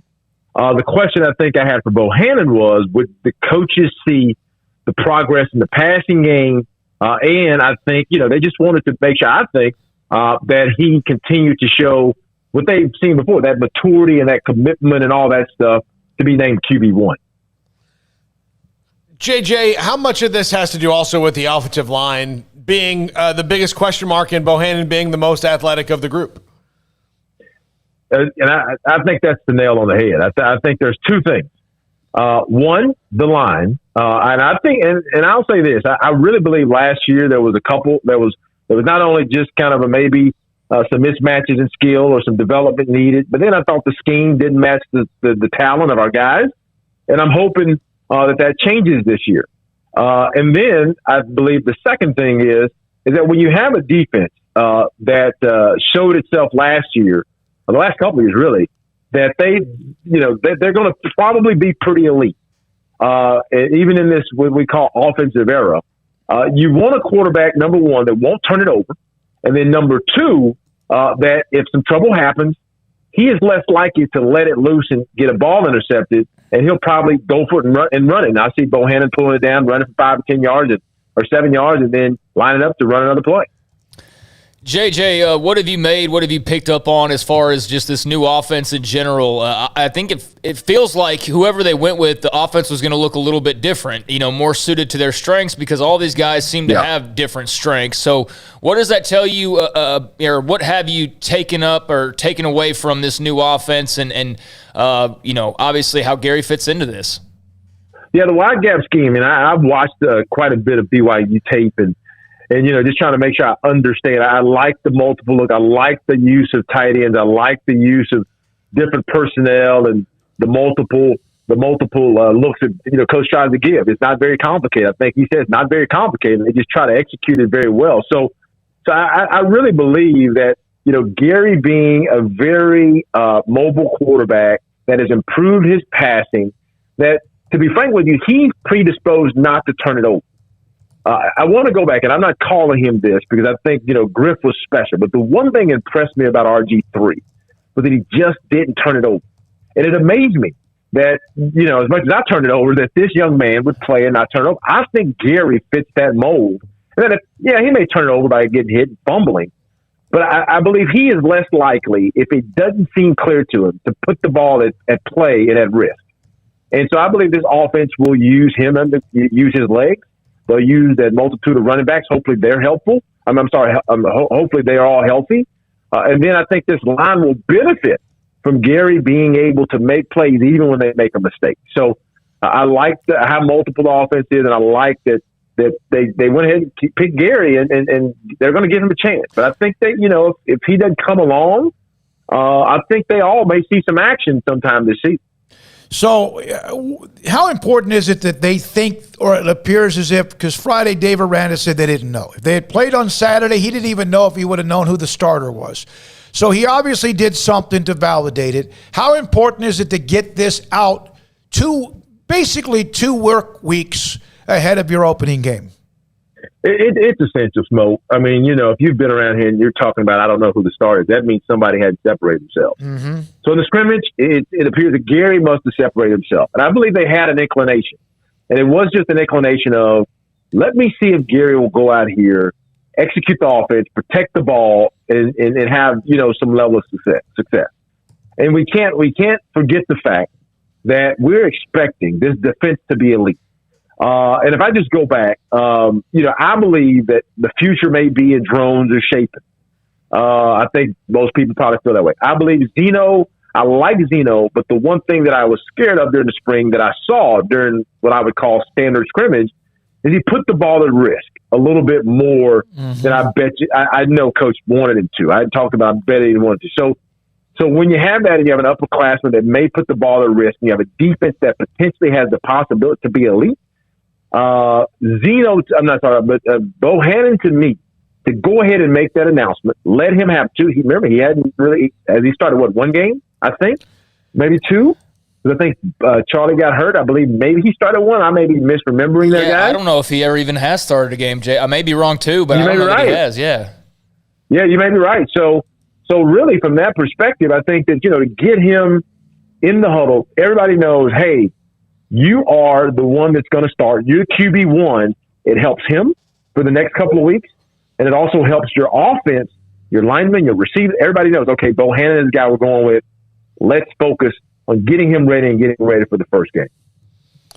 JJ, this wide zone offense, do you think that will be better for these quarterbacks in general, and that it maybe takes a little bit of the pressure off of them when it comes to focusing on the runs and where you move the pass rush and the defensive lineman? I think so. I mean, and I'll be honest, I've watched a lot of tape. I'm watching because Houston, I watch a lot, and I'm trying, and it kind of hurts when you watch the young man from BYU last year, because he's so special. He does stuff that, like, sometimes you wonder, okay, is that part of the offense? Or is it off script? And he did a lot of off script stuff. And so I think this offense, I think the one thing I know about the wide zone from what I see is that what this offense will hopefully allow, it will give, number one, hopefully the offensive linemen hopefully some advantages, so some opportunities where they don't have to dominate a guy. And then also it will also hopefully focus on Baylor really focus on the running game and then using the QB1 in that running game. Hopefully, if we do that, I think that we have the guys on the edge, the Tyquan Thorntons, the R.J. Sneed, and I'm leaving out other guys that can make plays. But I believe if we can get that running game going, this wide zone look, and get the defense moving and get them some misdirection, then we get those guys a one-on-one matchup. And that's when you get opportunities for the explosive plays, which we just didn't see last year because we didn't have time. And that and our lack of our ability to run last year, you can't get the ball down the field if you can't run. And hopefully that changes this year. Speaking of running, Abram Smith looking like he's going to be, kind of the bell cow, but we know that they're going to get others, involved in a variety of ways. How excited are you to see Treston Ebner and with his versatile skill set in this new offense? Yeah, I mean, Treston, I'm glad he came back. I mean, you never want to put more miles on the back, but he doesn't have a lot of miles. If we think about it as a college player, he's missed some games, and then he's switched, he's alternated quite a bit. But I think Treston is a great Swiss Army knife. Beyond him being All-American as a special teams player, you can utilize him in any kind of way out of the backfield. You can use him. You can run the ball. You can bounce him. You can let him. The one thing Treston will have to work on is make that cut and go. And that's the one thing that with Treston that you'll say, hey, I want you to make that cut and go and use that speed. Abram, I think Coach Aranda is always like Abram. I think the fact that he's physical, he's downhill. And in this era of football, you don't see that a whole lot. So I'm excited to see both of those guys play. But I hope what I'm going to see when the season they break out the full packages, they're utilizing Treston Ebner in a way that I think he probably could be used at the next level. Hopefully that's what we see. JJ, when you arrived at Baylor, you obviously started at the bottom of the depth chart, moved your way up. A couple of things happened. Brad Gable, I think, broke his wrist or hand, whatever it was. Eventually, you had to deal with that yourself. Did you ever have any kind of quarterback competition once you grabbed onto the starting job? No, I really didn't, Smoke, and that I probably would have been better if I would have had a lot more. I tell you, to focus on it. I mean, competition forces you, man. It's just that's the great thing about sport is when you got a guy pushing, you see this young guy behind you, you're disciplined and you get right. But nevertheless, my freshman year was the year that I really had to work just to make the travel squad. Mm-hmm. And that really was my redshirt freshman year. I just want to make the travel squad. I don't want to be at the apartment. But like this, I think the competition was great for these three young men. It sounds like they have great relationships, but then it pushed them. It pushed each one of them to focus on just getting better, get better. Sean's a great coach. I love Sean being in that quarterback room. So I think it really helped Bohanon. And I'm excited for him because I know, his career here, I think he's behind Charlie. You're behind Charlie. Charlie threw for 11,000 yards, man. That happens. But he's a hard worker. He's a young man that I know has had different things go on, and we weren't sure if he was going to stay. Yep. But he stuck it out. And that's the thing that I really like. And we'll see, hopefully, that he's able to have some success. He is known for his work ethic and also his dedication, not just to working out or whatever, also in the getting himself focused in the film room, which is not always easy when you come to a college or NFL situation. That's something you have to learn. Does that just give him a better chance of success on the field? Doesn't guarantee it, but that type of commitment and work ethic that everyone raves about, even when he was in high school, does that give him an opportunity otherwise that he wouldn't have had? Look, I believe if our offensive line develops to be average, they don't have to be just average. If you take a young man like Gerry Bohanon, who is 6'3", 224, 225, he's bigger than Griff was. And you got to remember, when he was in high school, I don't think the young man probably had to actually throw the ball. I mean, he probably could just run whenever he had to, and they played man, he just threw it deep. So he developed as a passer. So for me, that work ethic, to hear that not only is he listening, Smoke, that he's in the film room, he's looking at the coverage, he's identifying, he's getting better. What that tells me is that he's already going to see. If we can be average, he's going to see a lot of man looks, man free, 3 deep, very easy looks because teams are going to have to try to account for him in the run game. Then he's going to get easy reads. And that's what I used to get all the time. We ran the ball so well, I got easy reads. And if you get easy reads, now we'll see, hey, in competition, can you execute the throw on 3rd and 7? That's what I loved about Charlie. Is like Charlie, I made a lot of people upset, but when it was 3rd and 7, Charlie made a play. Sometimes with his legs, sometimes it was extending, and that's what Bohanon is. That's what the development comes. Now that I get a chance, I don't have to go win every game. I just got to make a play when the team needs me to, which is usually going to be on a 3rd down play. Thank you, JJ. Appreciate it. Can't wait to see you in person again. It's going to be you, hopefully. You have a good one. Yes, sir. That's JJ Joe, Baylor radio color analyst, former Baylor quarterback as well. And like you said, he took over that job. Brad Gable went down with an injury. Next thing you know, he's starting. I think they went like 5-0 or something. And he wishes he would have been pushed by somebody else. Yeah, well, he's right about Charlie Brewer. For any faults that people had with Charlie, he was always, a guy who could seemingly pull some magic out of nowhere when they needed it. I just came across a video. Somebody had reposted the TCU Baylor game from 2019 that was like a bettor's worst nightmare. If you'll remember, that was a game that was 9-6 with seconds left. Baylor kicks a field goal. It's 9-9. They end up going to multiple overtimes and breaking through the 48.5 over-under, even though it was at a total of 15 at the end, or 18 at the end of regulation. 18 at the end of the regulation. If Baylor misses that field goal, they lose 9-6. And bettors had to have felt like there's just no way. There's just no way. Even in overtime, there's no way. But is that a bad beats? Well, that's the worst beat. Yeah. That's the worst. It's one of the worst all-time beats in history. Absolutely. But there's a throw that Charlie makes. It's on 4th down to Denzel Mims. It's a have-to-have-it throw, and it kept him in the game, and he would do that over and over and over. And look, I can't even recall what a Gerry Bohanon pass looks like. Like, he's thrown so few of them. 48, he's thrown, 48 passes in his career. And it seems like 4. No, that's not even true. That's 18.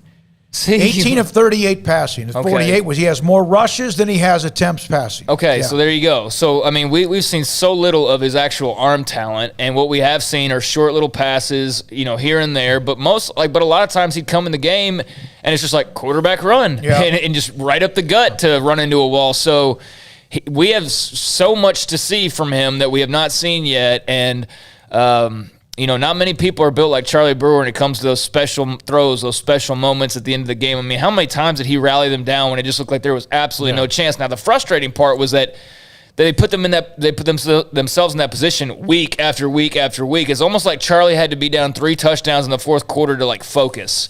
And that was one knock on him that was a little bit fair, because you would have 3 quarters of just nothing. And then all of a sudden, we're down 14 with 5 minutes left. Here comes the Heisman Trophy. That's how he would play. So, it's maybe him just saying, screw it, I'm just going to go win the game. And so he had that attribute, and time will tell if Gerry Bohanon has something similar. Go watch his series or 2 that he played in the Cotton Bowl. And it was run, it was short pass, but the pass he threw to Tyquan Thornton for the touchdown. Yeah. That's the throw he needs to, make babies. That throw needs to be like guppies and just keep going and going and going, because it was a fantastic throw. He had a pressure in his face. He stood. He threw it on a line. It was really, really good. He needs to make that throw over and over again. The thing is that of the 18, it's only one of the 18 we've ever seen, and a lot of them were not because he came in. He came in against Kansas State and they were up 17-6. And while Kansas State could have gotten back in that game, if you remember that game in 2019 against Kansas State, Baylor was in just control on defense. Kansas State couldn't move an inch. They could not do anything. And he came in and let him do a touchdown or 2. But it was mostly, a short pass to R.J. Sneed. R.J. Sneed broke a tackle and did what R.J. Sneed does. And we've never, to your point, really seen Gerry come in and just lead an offense and do it for multiple drives. We have not seen that yet. So we will see it. Now we know we're going to see it. We're going to see it in 2 weeks in San Marcos. And, we'll see how it goes. But I think there's a lot of reason for some optimism around Bohanon. There's also reasons to believe that, hey, if you're Blake Shapen, or you're Jacob Zeno, or even Kyron Drones, you better be ready. You better be ready to get thrown into the fire, because injuries happen, performances happen. Again, I'll say what I said earlier. Gary's got to hold on to the job now. It's not like you get it and then you just run with it until, your eligibility's up. No, you got to go out there week after week, especially with as competitive as the the race was. Obviously, he had some good competition. So, hopefully those guys remain chomping at the bit because their number could be called sooner rather than later. But ultimately, you do hope that he is, in fact, the guy, and he's the one that's going to lead you, the rest of the way this year and even next year as well. So, like I said at the end of my article, the Gerry Bohanon era has begun. And we'll see how long this era lasts. But hopefully for him and his patience, it's at least a couple years. All right, there's been some text messages that we've received as well. Paul, break here, come back with them. Yeah. All right, we'll come back. The text from the 918. A couple of questions about the NCAA. We'll get into that. The 870, the 217. Matt in D.C., 870-217-918. I mentioned them. Mike George, also T-Rex with a text or two. We'll get to that. Phone lines open if you want to jump on. We'll have a little bit of time between here and the top of the hour and at the start of the hour as well. And the chat room is just going at it. We appreciate that as well. This is Sikkim 365 Radio. Riverbend Liquor and Wine, Lakeshore Drive and North 19th Street here in Waco is a hidden gem. And right now, they've got great craft beer. They've got a great selection of wine. They've got a great selection of pretty much everything there. Great drive-through window, customer service, all of that. But they've got high-end bourbons, an array of them there, like Buffalo Trace, Pinhook, Weller, Brush Creek Hotel, Garrison Brothers, Thomas S. Moore, Hooten Young, and Bardstown. I really would love to go and tour the Bardstown distillery one day. It is amazing what they have. And look, if you're looking for something at Riverbend Liquor and Wine and they don't have it or they don't have it in stock, believe me, it's going to come back soon. That's what the Chapmans do there and roll product through, whether it's high-end whiskeys, high-end this, craft beers, all of that. That's what they do. Riverbend Liquor and Wine, Lakeshore Drive and North 19th Street. Find out more on Facebook and Instagram. With so many companies and policies out there, it gets so confusing shopping for insurance, and I never know if I'm getting the policy that's right for me. Luckily, I met the team at the Niche Group Insurance Agency. With the Niche Group, you can go to one company and get access to coverage options from many insurance carriers, and you get to speak to a real person about your specific coverage needs. With the Niche Group, I know I'm getting the right coverage at the right price. If you need insurance, talk to the experts at the Niche Group at 1-800-258-8302. It's time to fire up the grill, heat up the oven, or get that deep fryer going to enjoy the top quality products at Waco Custom Marketplace. Order 30-pound sacks of live crawfish by 6 on Wednesday. Pick up on Friday afternoon after 2 or Saturday. Enjoy the weekend. 30-pound sacks of live crawfish available right now for $4.25 a pound. Find all the crawfish boil ingredients you need, including red beef potatoes, sausage, corn cobbettes, and Louisiana boil seasoning. Make your order for live crawfish by Wednesday at 6. Pick up on Friday after 2 or all day Saturday, and enjoy the weekend. Waco Custom Marketplace, your home for fresh baked kolache, cinnamon rolls every day. Butcher shop to cut your steaks the way you want. Fresh seafood, summer sausage, boudin, house cured and smoked bacon, spices, seasonings, soup mixes, and more, and weekly gift boxes for any occasion. Waco Custom Marketplace, 425 Lake Air Drive in Waco, or WacoCustomMarketplace.com. At Ideal MRI, we feel blessed to be part of the Waco community. We're a small family business here in Central Texas. At times like this, the cost of healthcare has never been more important. And unfortunately, significant illnesses and injuries still occur. And that's why Ideal MRI is open and here to serve you through this difficult time. So if you need an MRI, ask your doctor about Ideal MRI. You can schedule online in minutes at idealmri.com or call 833-IDEAL-MRI.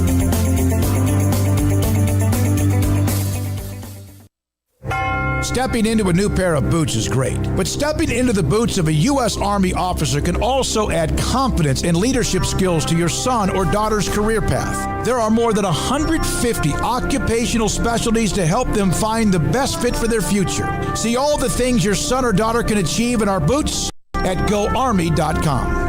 U.S. Army Waco Recruiting Company, 254-598-8131 or 254-776-1543.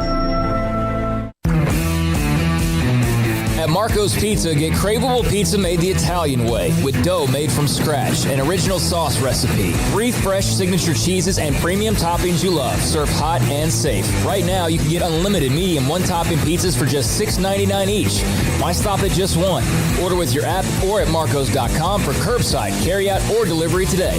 Marco's, pizza lovers get it.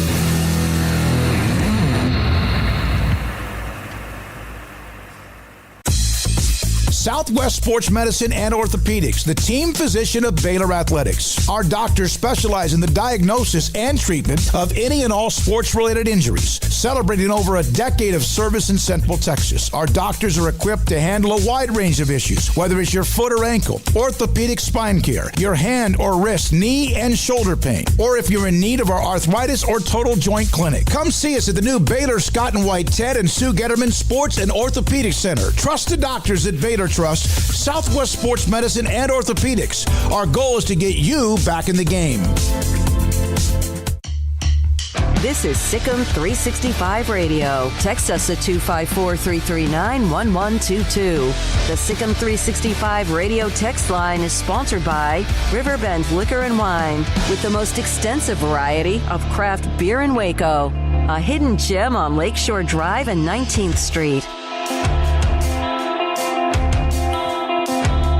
All right, here we go. This 4 o'clock hour almost up. The Uncultured Barbarian, $5. Love the content, guys. I'm from Big Ten country, but I'm entertained by you folks in Big 12 country or whatever we are now.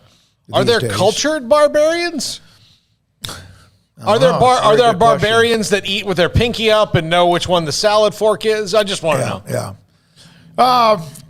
Here's from Lord Raiden, and this might be from the same text that we received as well. I was shocked to learn over the weekend that Baylor and TCU are our two schools. And how did they get into the Big 12? I have no idea. Again, it's a question on the text as well. Well, Baylor used politics to get into to remain in the Big 12, right? And to get into the Big 12, Ann Richards, who was the governor at the time, they used some politicking. But that's just not on the table at this point. There's nothing that Greg Abbott or anybody else is going to do to be able to maneuver their way in. TCU had to wait, obviously, for the opportunity, and was the benefactors of the Big 12 having history repeat itself. They had a handful of teams leave over the course of a few years. Nebraska and A&M and Missouri and Colorado. So TCU was able to finally get their crack. But, it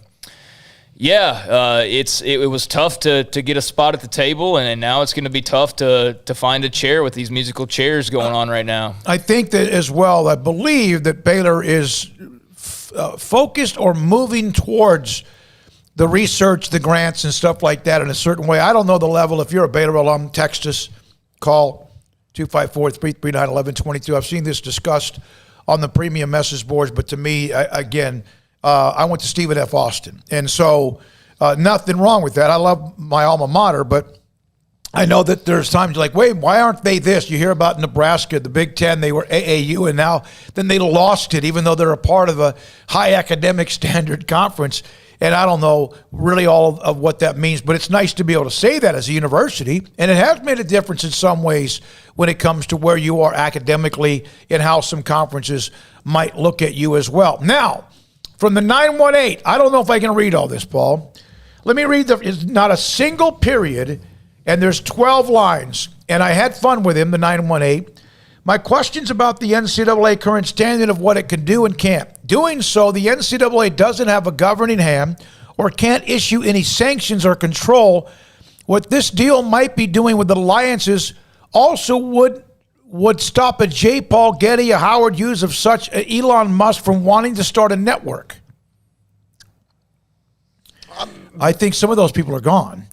Elon Musk is still around, but I don't know. I know that. Yeah. I mean, it's day to day with him. But I don't know. I don't know why they'd want to start a network other than you could just put one somewhere else. I mean, I don't college really sports, but yeah, I don't really understand it either. I don't think anybody's looking to launch a network. I mean, if anything, the Pac-12 needs to figure out their network. I mean, that's it. The Pac-12, I said earlier, is in a sort of position of power right now, just simply because they're not waiting on death's doorstep like the Big 12 is, and they do have the opportunity to go and just basically do away with the Big 12 entirely if they pluck away 2 to 4 teams. But as far as a network goes, I mean, the Pac-12 needs to figure out their own house, and I haven't seen any rumblings about, anyone outside of like an Amazon, for example, getting into the to the college football broadcasting game. I don't think we'll see, and I don't think there's really the room for and I don't think there's an interest, on Elon Musk's part to start a brand new network and gear it towards college football, and that's not really his wheelhouse. Streaming. Yeah, that's the next thing. To me, like any network thing is going to be directly related to like Amazon or Netflix or Hulu and things along those lines. But yeah, I mean, as far as network talk goes, we know that the Longhorn Network is probably on its way out. They'll just fold into the SEC network. They'll have a home base in Austin. But I think it's going to be streaming. And then the Pac-12 needs to figure their network situation out. That's a major thing. On the Baylor Big 12 thing, Bob Bullock was the bell cow. Ann Richards was the governor, and a lot of times that's been the story that's told. But Bob Bullock had a great deal to do with giving some clout to Baylor. And then I had this I think it's from David Anderson. One of the things that helped Baylor as well in the Big 12 as far as what survived is I know that if you're an SEC school, and a lot of them, or there's a lot of the blue bloods, you laugh at this number. But David just sent this text to the Riverbend text line. Another thing that helped Baylor get in the Big 12 was averaging 40,000 per home game. Now, you may look at that. I don't know. There's a lot of people that average 110,000 a home game. I get all that. But the number, when you really look across college football's landscape, even there's a lot more schools that are probably, would you say, at 45,000 or so than there are at 75,000 and higher. Yeah. There's many more because, again, there's only so many schools that have 35, 40, 50,000 students and alum. And have that kind of clout when it comes to the fan bases or national exposure, national prestige as well. So thanks to a couple of the text messages as well. Yeah, I mean, there was definitely other facturs, but I mean, that all boiled down to summarize was basically political intervention. Yes. Is what caused all of what happened to happen. I mean, that's how it occurred ultimately. But I mean, Baylor does have some drawing factor, and these other 7 schools do as well. I mean, you can make a case for pretty much all of them, and I think that for Baylor specifically, I don't think they're at the very bottom of the teams that you can make a case for. I think what works against them is obviously they've had a couple black eyes, although one of those just healed the other day with the announcement from the NCAA, so that's no longer hanging over their head. But it does work against them. I'm looking forward to talking to Mac Rose tomorrow because I want to know. He's off. Okay. Yeah. Well, when we do again, the Christianity factor. He's going to try to take a vacation. The Christianity factor. That seems to be working against them. Their small size works against them. Outside of those two things, and yes, if people want to bring up the baggage from the scandal that's now been cleared or anything in the past, that's fine. But I think they've done a good job with new leadership to kind of move beyond that. And, maybe that works against them too. I don't know. I don't know how they're viewed by all of these other schools. I just know that their religious affiliation and their small size doesn't do them a whole lot of favors, but going and winning basketball national titles does. So we'll see, along with the other 7 of where they're really viewed. I would think, especially here in the next couple weeks, if there's truly a decision coming from the Pac-12, then either some teams are about to move up a level and there will be some that are probably left behind and are really being a world of trouble and the Big 12 dies, or the Pac-12 sits on their hands and the Big 12 really has to figure out what they're going to do then, because that's one less place for anybody to go.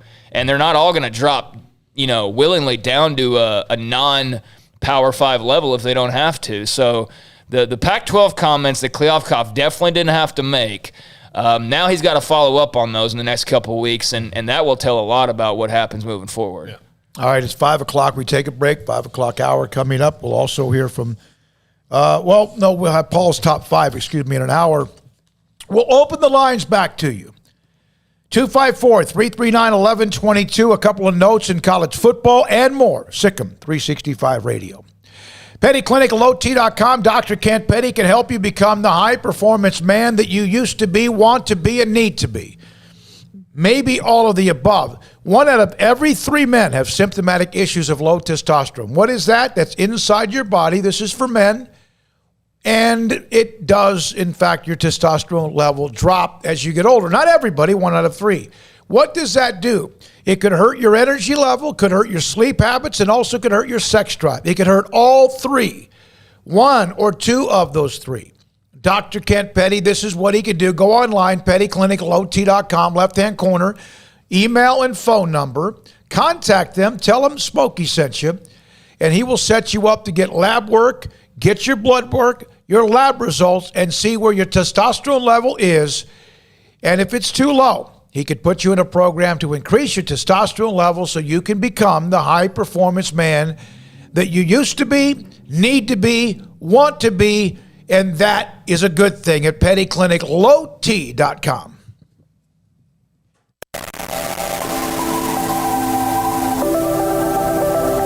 So heirloom jewelry is something we like to specialize in here at Boozer Jewelers.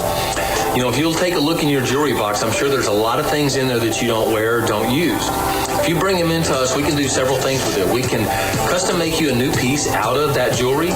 We can take and trade that towards maybe a new piece of jewelry, something you've had your eye on. Or we could even take and buy that jewelry from you, and then you can take and use that money towards a new piece of jewelry. But that way you're circulating your jewelry always. You're not just sitting there with the same 7, 8, 10, 12, 15 pieces. You're going to actually get to recycle and get new things without having so many things in your jewelry box. So take a look at your jewelry box, see what kind of jewelry you have in there, bring it into our family here at Boozer Jewelers, and let us try and help you do something with things that you don't wear or get to use, so that way you can get the most out of your family jewelry with our help.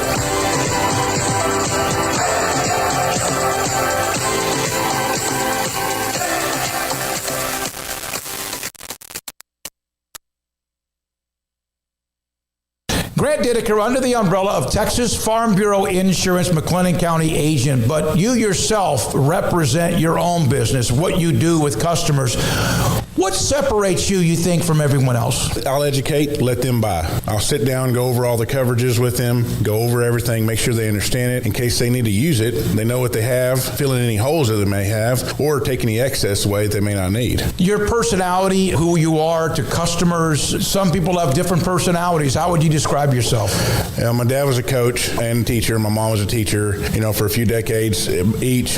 And again, just I teach, educate, let them buy. And, there's no dumb questions. My dad always said. Grant Dideker, Texas Farm Bureau Insurance, McLennan County agent. If someone wants to contact you, just straight on your cell phone? Yep, 254-265-0442. Grant Dideker, Texas Farm Bureau Insurance, a McLennan County agent. Hi, Mark Stewart here with Bird Colgan Ford. Score big with Midway Football and Ford trucks. It's time to catch football fever and find the perfect Ford truck for your next tailgating party. The Ford F-150 has been America's #1 selling truck for 44 years, and Bird Colgan Ford has the perfect truck for you to drive to your next football game. Enjoy the game. Enjoy the ride. Enjoy the many truck choices at Bird Colgan Ford. Visit us anytime at bkford.com, making buying your next Ford simple at BK Ford. Waco Regional Tennis and Fitness was built to help give you a chance to enjoy an elite tennis facility, but also to remain fit and reshape your body. And ahead of the curve with the explosion of interest in pickleball with instructors Joe Rosa and Jody Thurman and courts available. Like your body, Waco Regional Tennis and Fitness has gone through its own physical changes. Large flat screens stretched across the weight room with Wi-Fi available with their own app to enjoy news, business, weather, or sports. Beautiful sound of members working out, running, lifting, stretching, group exercise classes throughout each day. Personal trainers Christy London and Randall Corley. New look bar and lounge area with beer and wine with large flat screens. New touchless water fountains outside of each locker room, and both include shower, sauna, and whirlpool. And a world-class tennis court facility and youth academy led by Pro Britt Coleman. Fitness and tennis merchandise and a tanning bed. I promise you'll look and feel better. You just need to walk through the front door. It's time to react today, not tomorrow, at Waco Regional Tennis and Fitness, Lake Shore Drive in Waco. How did Edward Jones become one of the biggest financial service companies in the world? By not acting that way. Financial strategies, one-on-one advice, it's a big difference. And that's why Brad Wilson, your Edward Jones financial advisor, makes sense of investing. Experience the difference for yourself. Brad Wilson, 250 Sharon Drive in Woodway, 254-776-4337. Edward Jones, member SIPC. Welcome back to Sikkim 365 Radio. Looking for the equalizer. He wants it all on one play, and he's got it. Beautifully designed. Ben Sims, the tight end, into the end zone for the touchdown. The 5 o'clock hour is sponsored by Edward Jones Investments with financial advisor Tom Albers, staying in touch with you and your money through these difficult and changing times. Edward Jones, making sense of investing. Now here's David Smoak, Paul Catalina, and Craig Smoak. All right, Sikkim 365 Radio, 365 Sports on the YouTube channel that continues to grow. This week in the state of Texas, and some of you have already started your high school. I saw Zach Pyron, the quarterback commit in Alabama. I think they already played their first game. The state of Texas this week, Thursday's the first night of the 2021 high school football season. And so we'll be on the road Friday afternoon and evening doing games around the state of Texas. I will tomorrow begin the debut of a high school football podcast of Texas high school football. Westlake head coach Todd Dodge will be one of our guests, among others. Paul Catalina has the big one, too. He and JD on the Big 12. And, of course, other podcasts as well that we have on the NFL podcast, NFL, Cowboys, etc. So that's what we have coming up throughout the week. Armstrong Sims behind the scenes today, as usual, and Jack McKenzie as well. Let's see what we have on the chat room. The Blue Bloods forget you need teams to build your traditions on. Go to an exclusionary league. Someone has to be a winner and someone has to be a loser, and they are comfortable becoming the new Vanderbilt. Yeah, you know what? Money will make up for a lot of things. And I don't think Vanderbilt's a team really well positioned to find further success or any success in this new Super League potential era. But they seem to be content right now, just the way things are, cashing checks from the SEC. And I'm sure they'll be more than happy to do that. But it's something we have talked about. I mean, not everybody's going to win 10 games every year or even, every couple of years. Something does have to give. Somewhere, because Auburn and Alabama and LSU and Arkansas and Texas and Oklahoma and Georgia, they can't all be good at the same time. No. It's just not possible. So, even if you're really good, just record-wise, you're going to have a few losses on your schedule. So, yeah, I mean, for the Texas and Oklahoma fans, I mean, the majority of people I hear from, they're like, yes, so making all this money. And again, I always find that comment funny because that money's not really going into your pocket. It's going into the universities. But if that's satisfactory and that's okay with you, then cool. And we'll see how that plays out over the next couple of years. But I really don't believe for 1 second that just because Oklahoma's making $50 million more per year, that they'd be like, you know what? It was fun winning the Big 12 every single year and always winning 10 games and pretty much having an automatic spot in the playoff. But we're making so much money. It's fine going 7-5 every year. I don't think that's realistic in any way, shape, or form. And that's going to happen to somebody. And not necessarily Oklahoma and Texas, but perhaps somebody who's already in the SEC that now sees their stock go down further. But for some, it'll be fine because the checks, are so big. But I got to think at some point, somewhere, money is not like the only thing. It is for these college officials, we know that. But for fans, your bragging rights aren't going to be. Your bragging rights used to be national championships and wins and head-to-heads, and now it's going to be a paycheck that doesn't even go towards anything you have to do I'm with. P1, I'm AAU, and we're making $50 million a year. I don't give a damn. I mean, I do. Who cares? I want to know what my team record is. I want to know if they're successful competing for a conference title and/or do they have a chance to be a part of a New Year's Day Bowl, whatever that means, and, of course, the college football playoff discussion. Other than that, I don't care if they're making $50 million a year. I know presidents do, and others do. I don't. I want to see wins and losses. Well, let's just look at the plight of Arkansas. Since they moved the SEC, look, they made a ton of money. Their athletic department probably doesn't hurt for anything because of the SEC, and, they've got a big sugar daddy and Jerry Jones whenever they need to, get something really done. That's great, but at the end of the day, do they, I would say that their older fans, the ones that grew up with the Southwest Conference, probably miss being in conference title contention because that's something that's only really happened for them a couple times in the 20-plus years since they've joined the SEC. So, or I guess 1992. So, in almost 30 years since they've joined the SEC, Arkansas in football has not been relevant in anything. So, and it's been a long time since they've been relevant in basketball, even though they won under Nolan Richardson. Yeah, but so they're finally getting back to that. But it's been a long, hard road to hoe for Arkansas. And they're making a bunch of money. But if you're the fans, are you as enthralled as you were when the President of the United States in the 70s comes to a game because it's supposed to be the greatest college football game of all time? That happened at your school. It's not happening in Arkansas anymore. It's happening other places, but that hasn't happened since you joined this league. But, even though they're not necessarily we can say a lot of different, insert team name here, and it applies to them as well, not just Arkansas. But you know what? I'm sure there are some Arkansas fans that will tell you, yeah, we're not really in contention, and and it's hard to be, right? I mean, you got LSU and Alabama and Auburn in your own division already. Like it's kind of difficult to be competitive. Now it could be a best A&M team in a while. Or an A&M, I forgot them. And now maybe Texas and Oklahoma moving forward. So maybe for Arkansas fans, hey, hey, we'll be good in basketball on occasion. We'll be really good in baseball, right? There's a lot of excitement from that. And every once in a while we'll be better than a bowl team in football, and we'll make a ton of money. And maybe that's okay for some people. But for me, just as a pure college football fan, I want to see my team win games. Like, I don't care how many checks they're cashing. I understand why it's important. I don't care what the TV ratings are, although I understand why it's important. But I'm not a college football fan because of what other people think about the team I root for.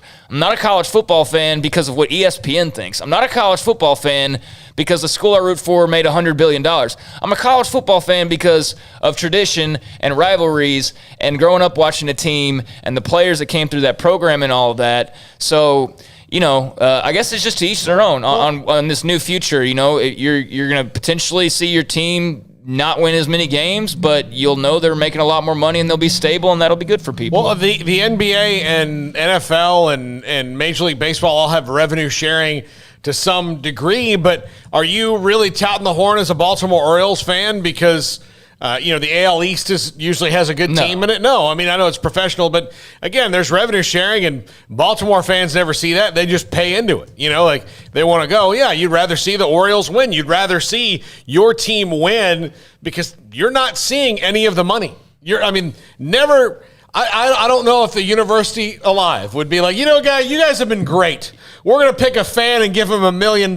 Yeah, I mean, you do see it in some ways. You'll see it at, special things they'll do. Like, Texas unveiled that Big Bertha beer truck. Did y'all see that? Mm-hmm. So, I'm sure some of that comes from, the fans get that money back in a roundabout way. They donate, and then there's extra attractions at the stadium and all of that. But, it's gonna be fascinating to see kind of where certain fan bases are 5 years from now, depending on the trajectory of what all these changes have caused, and kind of where, like, in 5 years, for all we know, Texas could be winning national titles again in the SEC, but they could be just barely scraping out bowl eligibility. Same thing for Oklahoma. I don't expect that for either one of those teams, obviously, but it's a possibility. And like we said at the beginning, something's got to give somewhere, because you can't have 7 teams winning 10 games every year. From Uncultured Barbarian, active today, going to be interesting how Texas and Oklahoma players are greeted on the road this season. From Ryan, let's see. Arkansas had A&M's number in the Southwest Conference, but cannot buy a win against them now. And there have been some last-minute comebacks by A&M when Arkansas had the ball and the lead, and almost a two-score lead, and still there was some miracle type stuff that A&M fed off of that. We're going to get to the calls in just a second. Let's see here. There was one about. Okay, so if you take the SEC, this could be a chat room or text or call.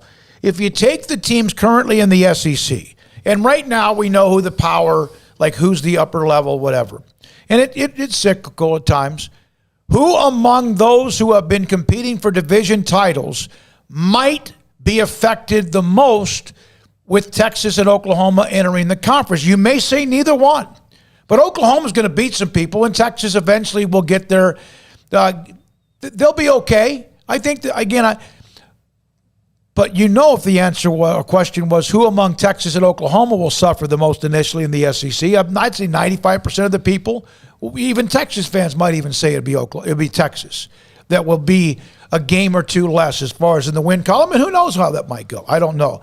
Let's see here. From Robert.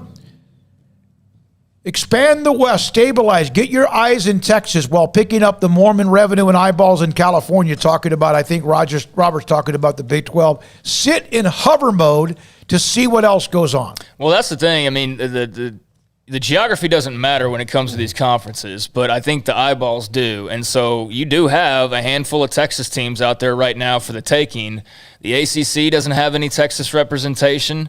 The Pac-12 doesn't have any Texas representation. The Big Ten doesn't have any Texas representation. It's just the Big 12 and the SEC. So, it makes sense that if you're the Pac-12, you want to get into the Texas market, you bring in Texas Tech.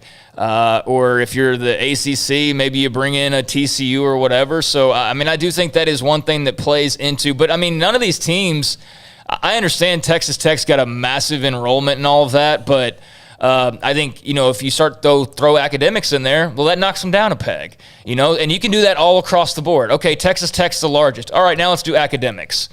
The small schools are going to rise. The large schools are going to drop down. And we can do that with every single category. So, it'll be, I hate to keep saying it'll be fascinating, but that's all I can say is because all we can do is wait.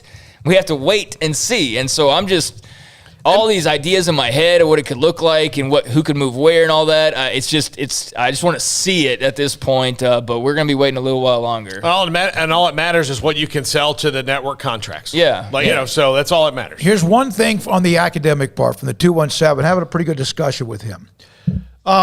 I went to Eastern Illinois while you were talking about earlier. Bradley for grad school, got a PhD from Arkansas. I didn't choose any of those schools based on rankings, AAU or anything.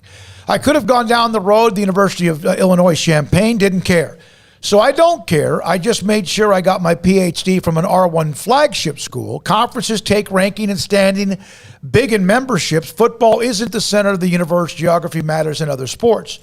Not football, because they can fly to games all over the place. Appreciate the back and forth from the 217. Paul? All right, let's go to the BetUS caller line. And in Tampa, sorry that your name got cut off on the screen, but let's go to Tampa. You're on the BetUS caller line.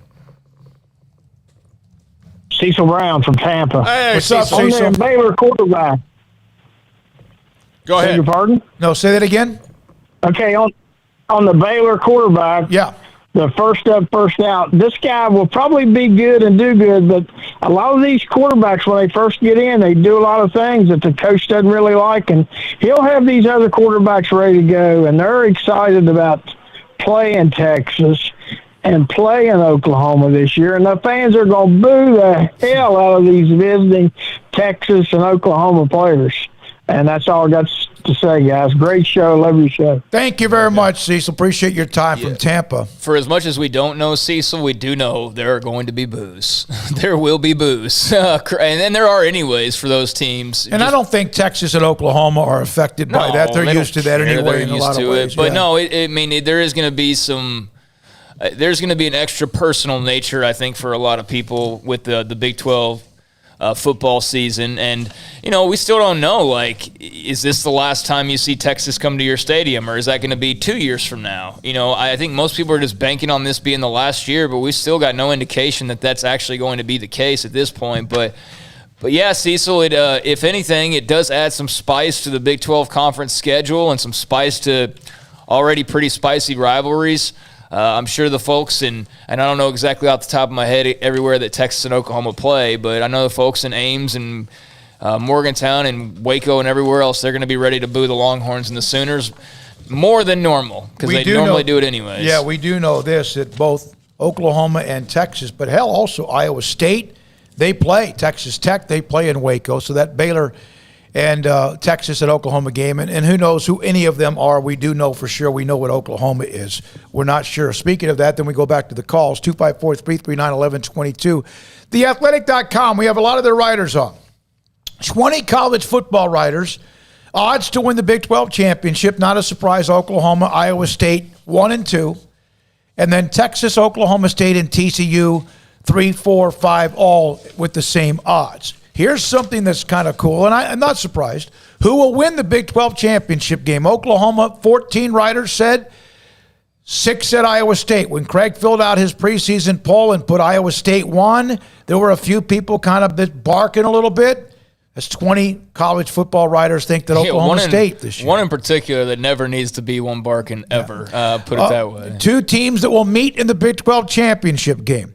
The combination, 16 Oklahoma, Iowa State, 2 Oklahoma, Oklahoma State, which would be a quick turnaround, and then Oklahoma, Texas, Iowa State, Texas, 1 each.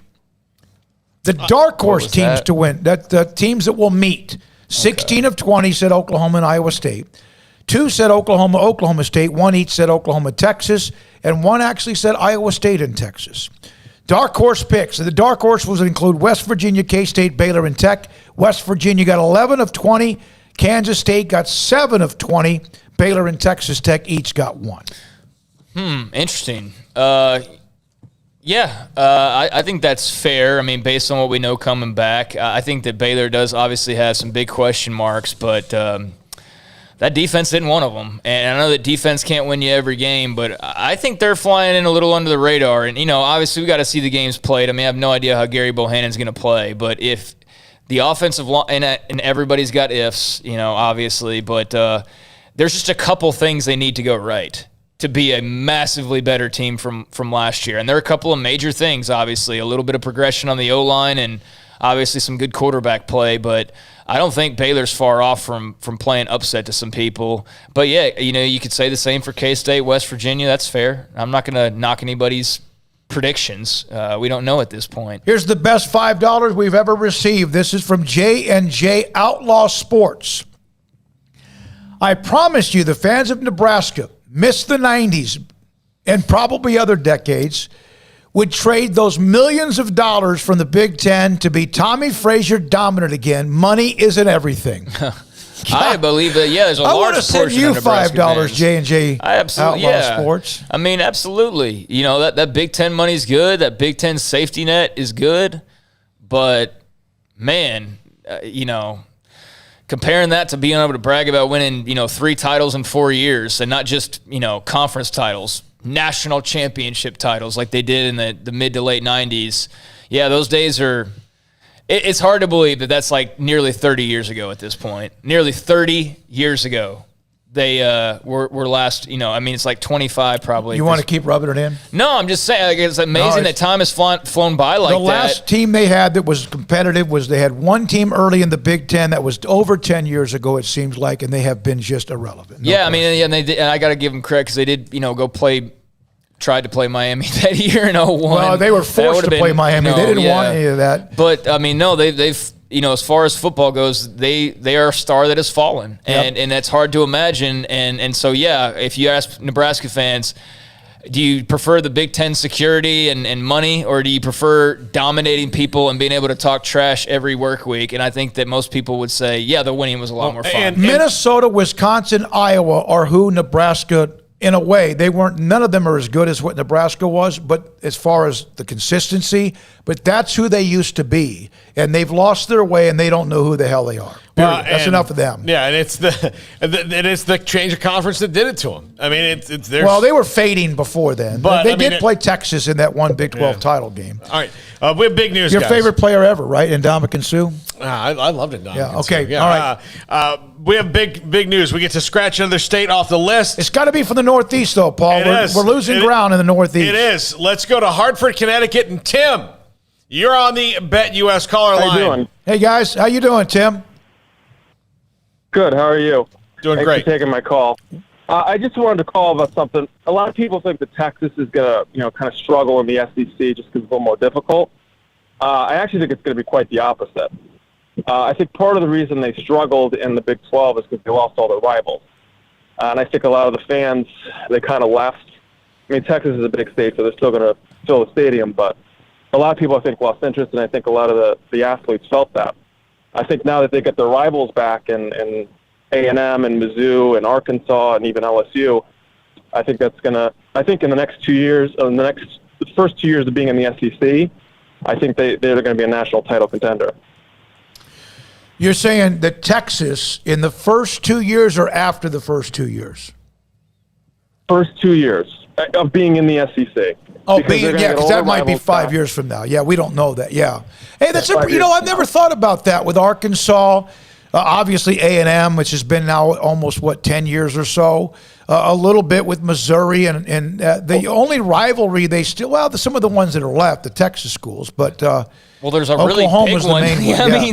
Oklahoma's still there. Like, come on. I mean, that's not motivation. Yeah, but here's another thing. Texas just hasn't. They don't know who they don't know who they are either. For the last 10 years. And I think he's. I have seen that point of view over the years from Texas fans, because the complaining about the Big 12 has been going on for a long time, and I have seen that comment more often than not of, it's just boring. Like, there's nothing to get up for. There's, outside of the Oklahoma game or whatever, which I find interesting, because I don't know, it seems that you're more worried about the name and the jersey colors than you are about the actual competition, because there's been some pretty good teams roll through the Big 12, including where we are right now, that were plenty competitive, that were on the precipice of making the college football playoff, and that's not enough for you to get up and get excited to play them because they're not a big enough school or a big enough rival. So what are you going to do? So is that going to be your excuse if you lose to South Carolina? It's like, I just didn't care very much. But I know what you mean. Like, there is that kind of, I don't know, like, boring factor to the Big 12, and there is that. I do think it's kind of a boring conference, but if that's the case for the players and the coaches, and they just weren't doing their jobs, because you had the Oklahoma game to get up for, and you had plenty of good Baylor teams. I mean, you couldn't get up for TCU. You didn't get tired of them kicking your ass every year. 7 of the last 9 years. I mean, if anything, that's just not even showing pride. Like, if you're like, TCU kicks our ass every year, but they're just boring. We don't really care for that. Well, so I get what you're saying, but I don't fully agree with you on the boring, the playing the Big 12, and all of a sudden they're just going to be like, oh, there's LSU and Alabama. Now we're going to try and play really hard and be into this. So I'm kind of mixed. There's a story in the entertainment world a couple of years ago. It was probably 10 years ago now, but Comedy Central did a roast of Chevy Chase, and he got there and they said, okay, here's all the people that are going to roast you, and no one he really knew was there, roasting it. It was just good comedians who were good at roasting. And so he really felt bad and was like, man, I don't think he's changed all that much, but it was this introspective moment of the reason that all the people weren't there is because he treated them all so badly throughout the years. Texas lost most of their rivals because they pushed them away. Yeah. I mean, that's true. No, that's true. But no, I mean, to your point, I do think there is going to be that level of excitement that's been missing for the fans, because I know it's not exciting to go to Waco and Ames and all these other places. Especially when you go there and lose. Yeah, especially when you go there and lose. So, if you're going to go somewhere and lose, might as well be a great tailgate at Ole Miss or something like that, right? So, no, I do get that factor of it. I do think they just simply also haven't been as good as a lot of these other teams. I think maybe that's talent being overrated, or just, obviously coaching issues. But, they're going to have their ducks in a row and their focus on point for this next stage, because you go in with that mindset, which I don't think they will, obviously, and you'll not even sniff a bowl game with that type of attitude in the SEC. We love your basketball coach at Hartford. Yeah. And thank you for letting us check off another state. And Connecticut. And time will tell. That's a bold prediction. First couple of years in the SEC making a national title game. Hey, man, you may be right. We'll see. Alaska, Montana, Wyoming, North Dakota, Maine, Vermont, New Hampshire, Massachusetts, and Rhode Island. And Delaware. Wow. Where in the hell are you? I'm looking at you, Blue Hens fans. Yeah, we got to start talking of all those, Blue Hens football. Yeah, I mean, the thing that the Massachusetts, think about these states when it comes to college football. North Dakota's got one of the best teams in the country with what they've done with North Dakota State. Wyoming, is that Craig Bowl? Is he still at Wyoming? Yeah. Montana. The Grizzlies. Arkansas. I can see Alaska.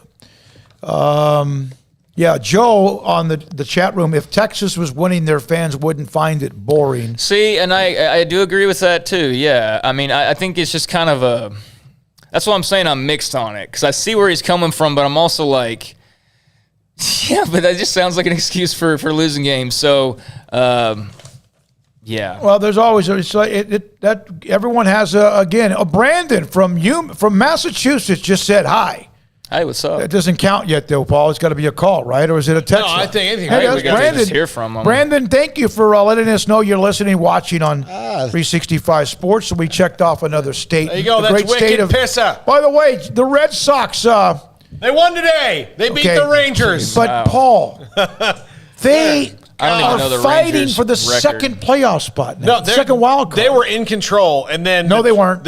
They were fooling you. They were seemingly in control. Seemingly in control, and the Yankees made all these great trades, and the Red Sox traded for a guy who didn't play for 3 weeks. He's just started playing now in Kyle Schwarber. They did bring back Chris Sale, and he's been good since he's been back. But everything else has been bad. He did pitch well yesterday. Was it yesterday? Yeah, he's pitched well. But they had to go to 11 innings to beat the Rangers today, and the Rangers will have to go 38-0 to finish 500 now because they are 43-81. Dude, I haven't even looked at their record in about a month. I really haven't. They won four out of 7 against the Red Sox. They are 43-81. Wow. Oh, I know. They're horrible. It's as bad as I've ever seen, and they've had some bad ones, believe me. Modest Cowboy E on the chat room. I'm living out here in Newport Beach. Shout out. Hey. From a beautiful place in the Pacific front. Trade places with you right now in a hot second. Maybe even a millisecond, yeah. From the 508, the Red Sox, Paul, are falling apart like Baylor did against Michigan State in the Cotton Bowl. Yeah. Because you get trucked like Chris Callahan. Yeah. Oh, man, that was naughty. Yeah, the Yankees are Nikki, the local TV reporter, big Yankees fan. So I see Yankee stuff across my timeline on an almost nightly basis, it feels like. And, I think she was cheering pretty hard. I guess the Yankees making a move. And, They've just blown right by the Red Sox. They have. They've been on a good run. So, baseball postseason not quite here, but starting to at least take some shape. And I guess it's time to go ahead and just rule the Rangers out of the postseason, guys. No. I don't think they're going to go undefeated the rest of the way. They suck. Eric, by the way, big Oklahoma fan. Even his little picture has an OU symbol. I'm here in Orange County as well, Garden Grove. Wow. You got a little Sikkim 365 chat party going on in the OC. Everybody's a little meetup going on. From Todd Lee, Texas fans have always been great coming up with excuses. Yeah, I just that one feels kind of like one, but I also do agree. Like I say, I agree with some of it. I do think there is kind of a boring factor, but I think that's fans. That's not the players and coaches. If that's the players and coaches, well, that's why you got the record you got. Who will win a championship first, Texas football or the Cowboys? Both are identical when it comes to getting a lot of publicity, incredible tradition, but have been disappointing for many years. The Cowboys have good potential this year to get people talking again. I'm saying Super Bowl. Yeah, and then what's going to happen is the one thing that they've not addressed, whatever that is, that one thing, safety that is going to undo them. They'll play Aaron stinking Rodgers in the playoffs, and he'll pick on that one jamoke in the backfield that they can't cover anybody, and that'll be the thing. Number 12 will, he'll put the ball in his butt and fart it into the end zone, and they'll win. That's what happens with Aaron Rodgers and the Cowboys. I mean, it just goes. Lester Lee, thanks for that question. I you had to put money though. You putting it on? I'm putting it on Dallas. I'll put it on Dallas just because it's easier to turn over a pro team than a college team. Yeah, no, and with the parity, and you see teams that come out of nowhere, and in college football, it may take a while. I did see one of the, and I normally don't look much at the text, but I did see one guy mention that on one of the guests with what's his name, Feinbaum, has said that Texas and Oklahoma is expected to be in the SEC next season. I haven't seen any official reports on that. I think we all assume that, though, right? I mean, we all assume that this is the last run. I don't think there's any question. Right. The latest would be 23 season. I expect them somehow to be gone. Bob Williams, the SEC needs to poach this show. Thank you, Bob. Appreciate that. We appreciate that. We're coming for you, Feinbaum. We have fan bases from all over the Big country. 12's falling apart. Bring us on. We'll be the team to jump. We'll go back to the calls here, or do you want to take a break? No, let's first? take a break. All right, let's take a break. Come back. Let's load them up again. 254-339-1122. That'll be a question for you. A lot of it depends on the stability of the 8 remaining teams who are in a padded wall right now, padded cell. When will Texas and OU, and a lot of it has to do with what other things happen.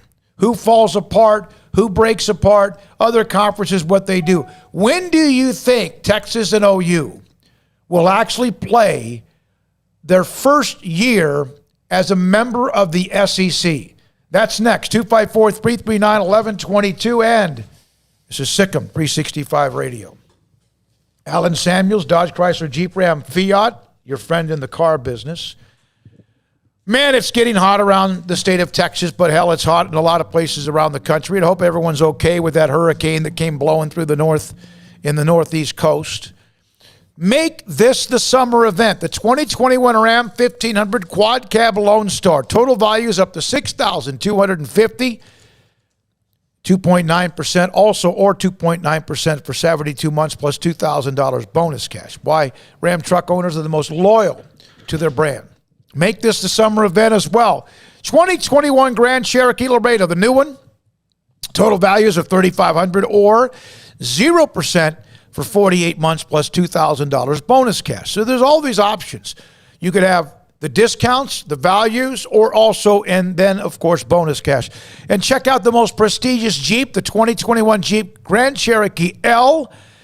Beautiful, rugged, third-row seat Jeep with incredible Jeep arriving daily. Going to fall in love with the Grand Cherokee L. See dealer details for more details. All offers, credit, requirements, of course, part of the deal. Alan Samuels, Dodge Chrysler Jeep Ram Fiat, Loop 340 east of 84 in Waco.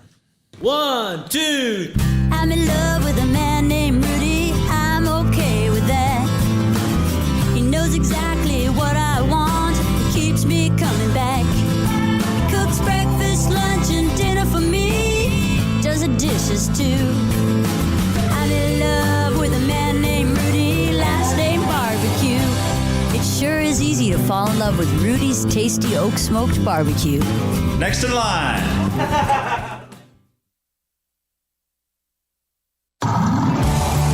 It's time to fire up the grill, heat up the oven, or get that deep fryer going to enjoy the top quality products at Waco Custom Marketplace. Order 30-pound sacks of live crawfish by 6 on Wednesday. Pick up on Friday afternoon after 2 or Saturday. Enjoy the weekend. 30-pound sacks of live crawfish available right now for $4.25 a pound. Find all the crawfish boil ingredients you need, including red beef potatoes, sausage, corn cobbettes, and Louisiana boil seasoning. Make your order for live crawfish by Wednesday at 6. Pick up on Friday after 2 or all day Saturday, and enjoy the weekend. Waco Custom Marketplace, your home for fresh baked kolache, cinnamon rolls every day. Butcher shop to cut your steaks the way you want. Fresh seafood, summer sausage, boudin, house cured and smoked bacon, spices, seasoning, soup mixes, and more, and weekly gift boxes for any occasion. Waco Custom Marketplace, 425 Lake Air Drive in Waco, or WacoCustomMarketplace.com.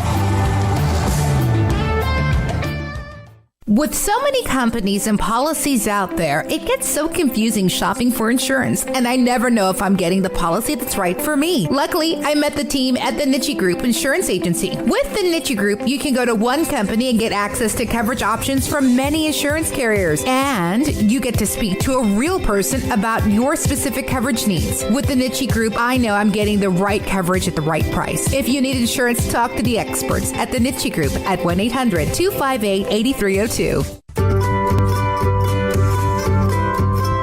want to know why Stonewood Dental is so successful? Listen to what happy customers have to say. It's pleasant. It's different than any other dentist office. I really feel like they care. And it's not that you're here for 2 hours waiting on someone to take care of you. It's quick and easy, and I bring my kids, and my kids love being here too. They really love the treasure box. Staff is really nice and accommodating, real friendly. You feel more like home. It's not sterile looking. Everybody has their own personalized rooms with decorations and decor, and they'll even have a blanket for you when it's cold. I've recommended people to actually come here, and they are patients now. I really love it here. It feels like family. Learn more, stonewood-dental.com. Escape the mundane with the responsive power and exhilarating agility of a new Cadillac from Richard Carr Cadillac. Smile behind the wheel again in the supercharged sophistication of a CT4 or CT5 sedan, or the sporty and spacious XT4, XT5, or XT6 lineup of SUVs. Starting at only $33,395, the Cadillac of your dreams is waiting now at an affordable price at Richard Carr. Test drive from the expansive selection at Richard Carr Cadillac, or let us bring a test drive to you. Go to richardcarcadillac.com to schedule a test drive today. Life is back on, sports bettors, and BetUS has your NBA, NHL, Major League Baseball, UFC, PGA, and yes, NFL betting lines up for their 27th year and live betting on all of it. Log into BetUS.com or call 800-792-3887. That's 800-79-BETUS. BetUS for 125% bonuses with promo code SICK'EM125. Customer service pros are ready to get your phone, social, and online sports betting kickoff started now. Play with the proven mainstay in the industry. BetUS. You bet, you win, you get paid. BetUS.com. Use promo code SICK'EM125. Welcome back to Sikkim 365 Radio. Are you a Sikkim 365 super fan? Then try out our premium subscriptions at Sikkim365.com. 5:42 is the time. Sikkim 365 Radio. Now we go into our deep dive on Rangers baseball. Sikkim 365 on the app, online, Sikkim365.com, and of course our audience that has exploded on YouTube, 365 Sports. I asked the question, what year will both Texas and Oklahoma actually be members of the SEC? Todd Lee, Oklahoma and Texas will play SEC games next year. They play next year in the SEC. Doesn't make sense to wait. My guess is year after. I guess that would be, not sure if that's year after this one or the year after next year. I think it'd be the year after this one. Yeah. I don't think you're going to find a lot of different opinions. I think most everybody expects them to be in there next year. Even on SEC channels, they think 2023. Okay. Let's see here. That would make for a very awkward next year. Oh, yeah. Just this year's already going to be a little bit interesting. Yeah, it's already going to be weird. But, yeah, it's kind of odd that you don't really know for sure. Okay. Well, I guess you would know for sure. If they're traveling to your place this year, that's definitely the last time they're playing there. We'll say that. I will definitely say that. I got a question. If you were among the 8 and ESPN called you, and they said, we want to renew your this is just hypothetical. We want to renew your television deal. We're going to help you keep your conference. You have to let Texas and Oklahoma walk. But we're going to keep you as a Power 5. We're going to help you stay as a Power 5. Thank you. Yeah, sure. Yes, click. Yeah. Because if you know that your grant of rights, if you know your television contract, and I don't know why ESPN would want to give them the same amount, but let's say they got some things cooking too. Maybe they have that lawsuit, or that cease and desist, or maybe there's something they're like, okay, we really don't need to be tied down with all this crap, right? We're going to extend your television contract, keep it at about the same, which I don't know why they would do that, but let's say they did, but you have to let Texas and Oklahoma walk out right now. And we'll give you 8 years. I mean, you ask me if that's a question? That's not even a question. Yeah, of course. I mean, we can stay together and be a Power 5, but we just have to let these two teams that are leaving leave. Okay. Yeah, I mean, yeah, absolutely, and duh. I would do that in 2 seconds if I was any of these 8 Big 12 schools. That's what they're not worried about Texas and Oklahoma leaving. I mean, they are and they're not. They're worried about Texas and Oklahoma leaving not because, oh, man, we're going to really miss those guys. They're worried now because the entire conference's future is affected by it. Like, if Texas and Oklahoma left and the Big 12 didn't have to worry about their future, do you think people would give 2 S's really? No. No, of course not. Because, okay, wait, you mean we don't have to hear from Texas fans anymore? Fantastic. And everything just stays the same outside of that? Or Oklahoma fans? Great. But the reason it's an issue is because their departure now creates an uncertain future for these teams. So if the future was certain, they'd probably say, you don't even have to play this year. Go ahead right now. It doesn't mean anything to us. Nothing's changing over here except for you're just leaving, and we've already seen 4 other teams do that. So that all boils down to their departure makes the future uncertain. All right. You don't file a divorce and then continue to live with them for 4 years. Yeah, that'd be dumb. Yeah. The lawyers will take care of this. Yeah, I mean, I think there's probably a lot more lawyer stuff going on behind the scenes. Even if there's not even like conversations happening, I would imagine that Oklahoma and Texas lawyers are doing a lot of work on all of the exit scenarios and what could be done. And I'm sure they're really searching for that one scenario where they don't have to pay any money somehow, and they get to just walk freely to the SEC next year with no penalties whatsoever. I'm sure they're looking for that little trigger right now, and we'll see, I guess, if they find one. Eric Carr, OU and Texas will pay the money if they have to, but it will be negotiated down in arbitration. Well, that little option went away once Bob Bowlesby, said that he had what he had. I mean, that was, at least for now, at least it got delayed because trying to break up the conference was the best thing. And I think that's probably what they thought initially was like, well, when we go, this thing's going to fall apart. And the only thing is now that Texas can't really start any infighting anymore because, I mean, they're the ones who's leaving. Don't put it past them. I'm sure they probably some of the bylaws, and I don't know, Franco, who's unbelievable on the site in the premium section, he actually sent me a copy of some of the bylaws. Do you know that they actually, if they wanted to, could take away scholarships from teams that try to leave the conference under certain conditions? They could do that. They can sit there and but you're not a part of any meetings. Not that Texas and Oklahoma want to be a part of them. They didn't want to be a part of the meeting about 3 weeks ago or whenever it was, back at the end of July.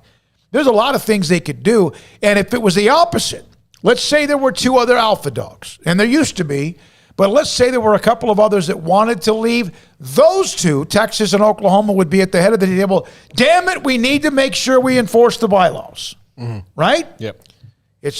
But when you have the power,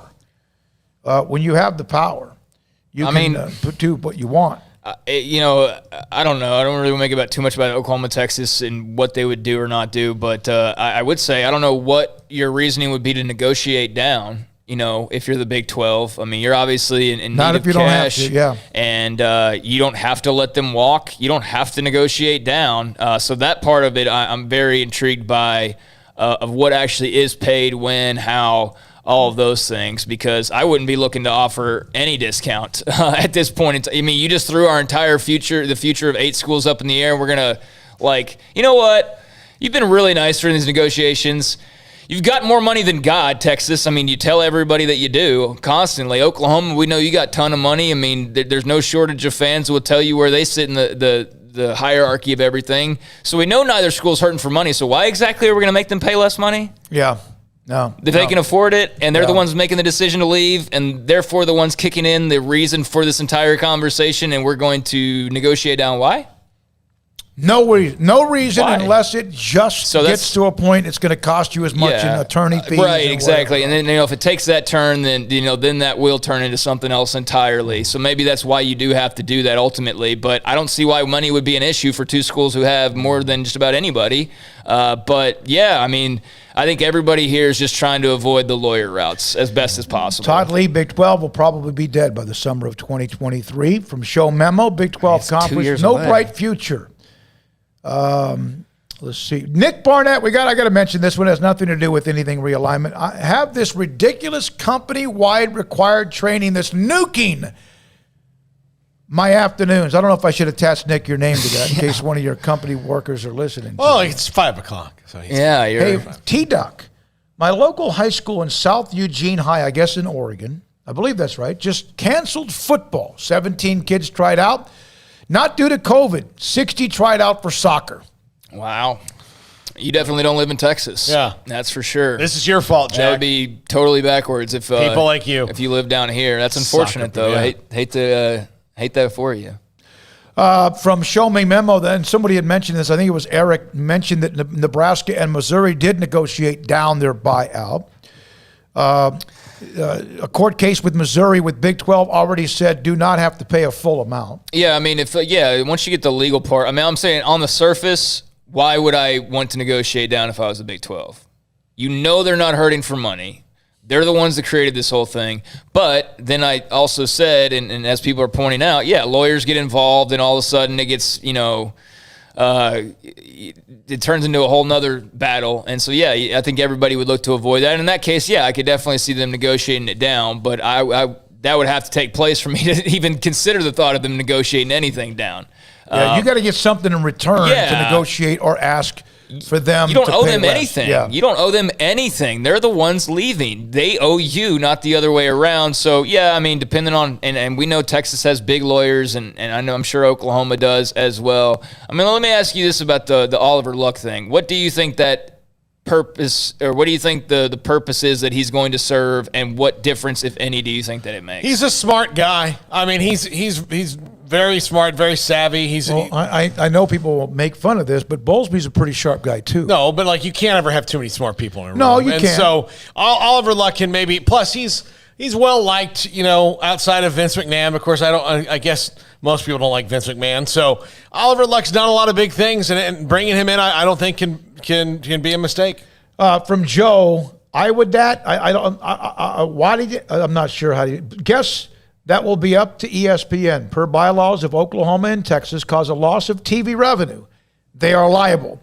So I'm sure ESPN will have to pony up a good amount if they want those two schools in the SEC as soon as possible. And I don't care how much money Oklahoma and Texas have or what they say they have, and Texas has said we'll pay part of your buyout. That's still a ton of money, man. It's still a lot of money just to write like a $20 million check or whatever it would be. And, yeah, I'm sure ESPN will be involved to some extent. But, again, that circles us around back to where we started. ESPN's involvement in this to begin with, and the fact that we know that they were trying to tank the Big 12 to not have to pay any money.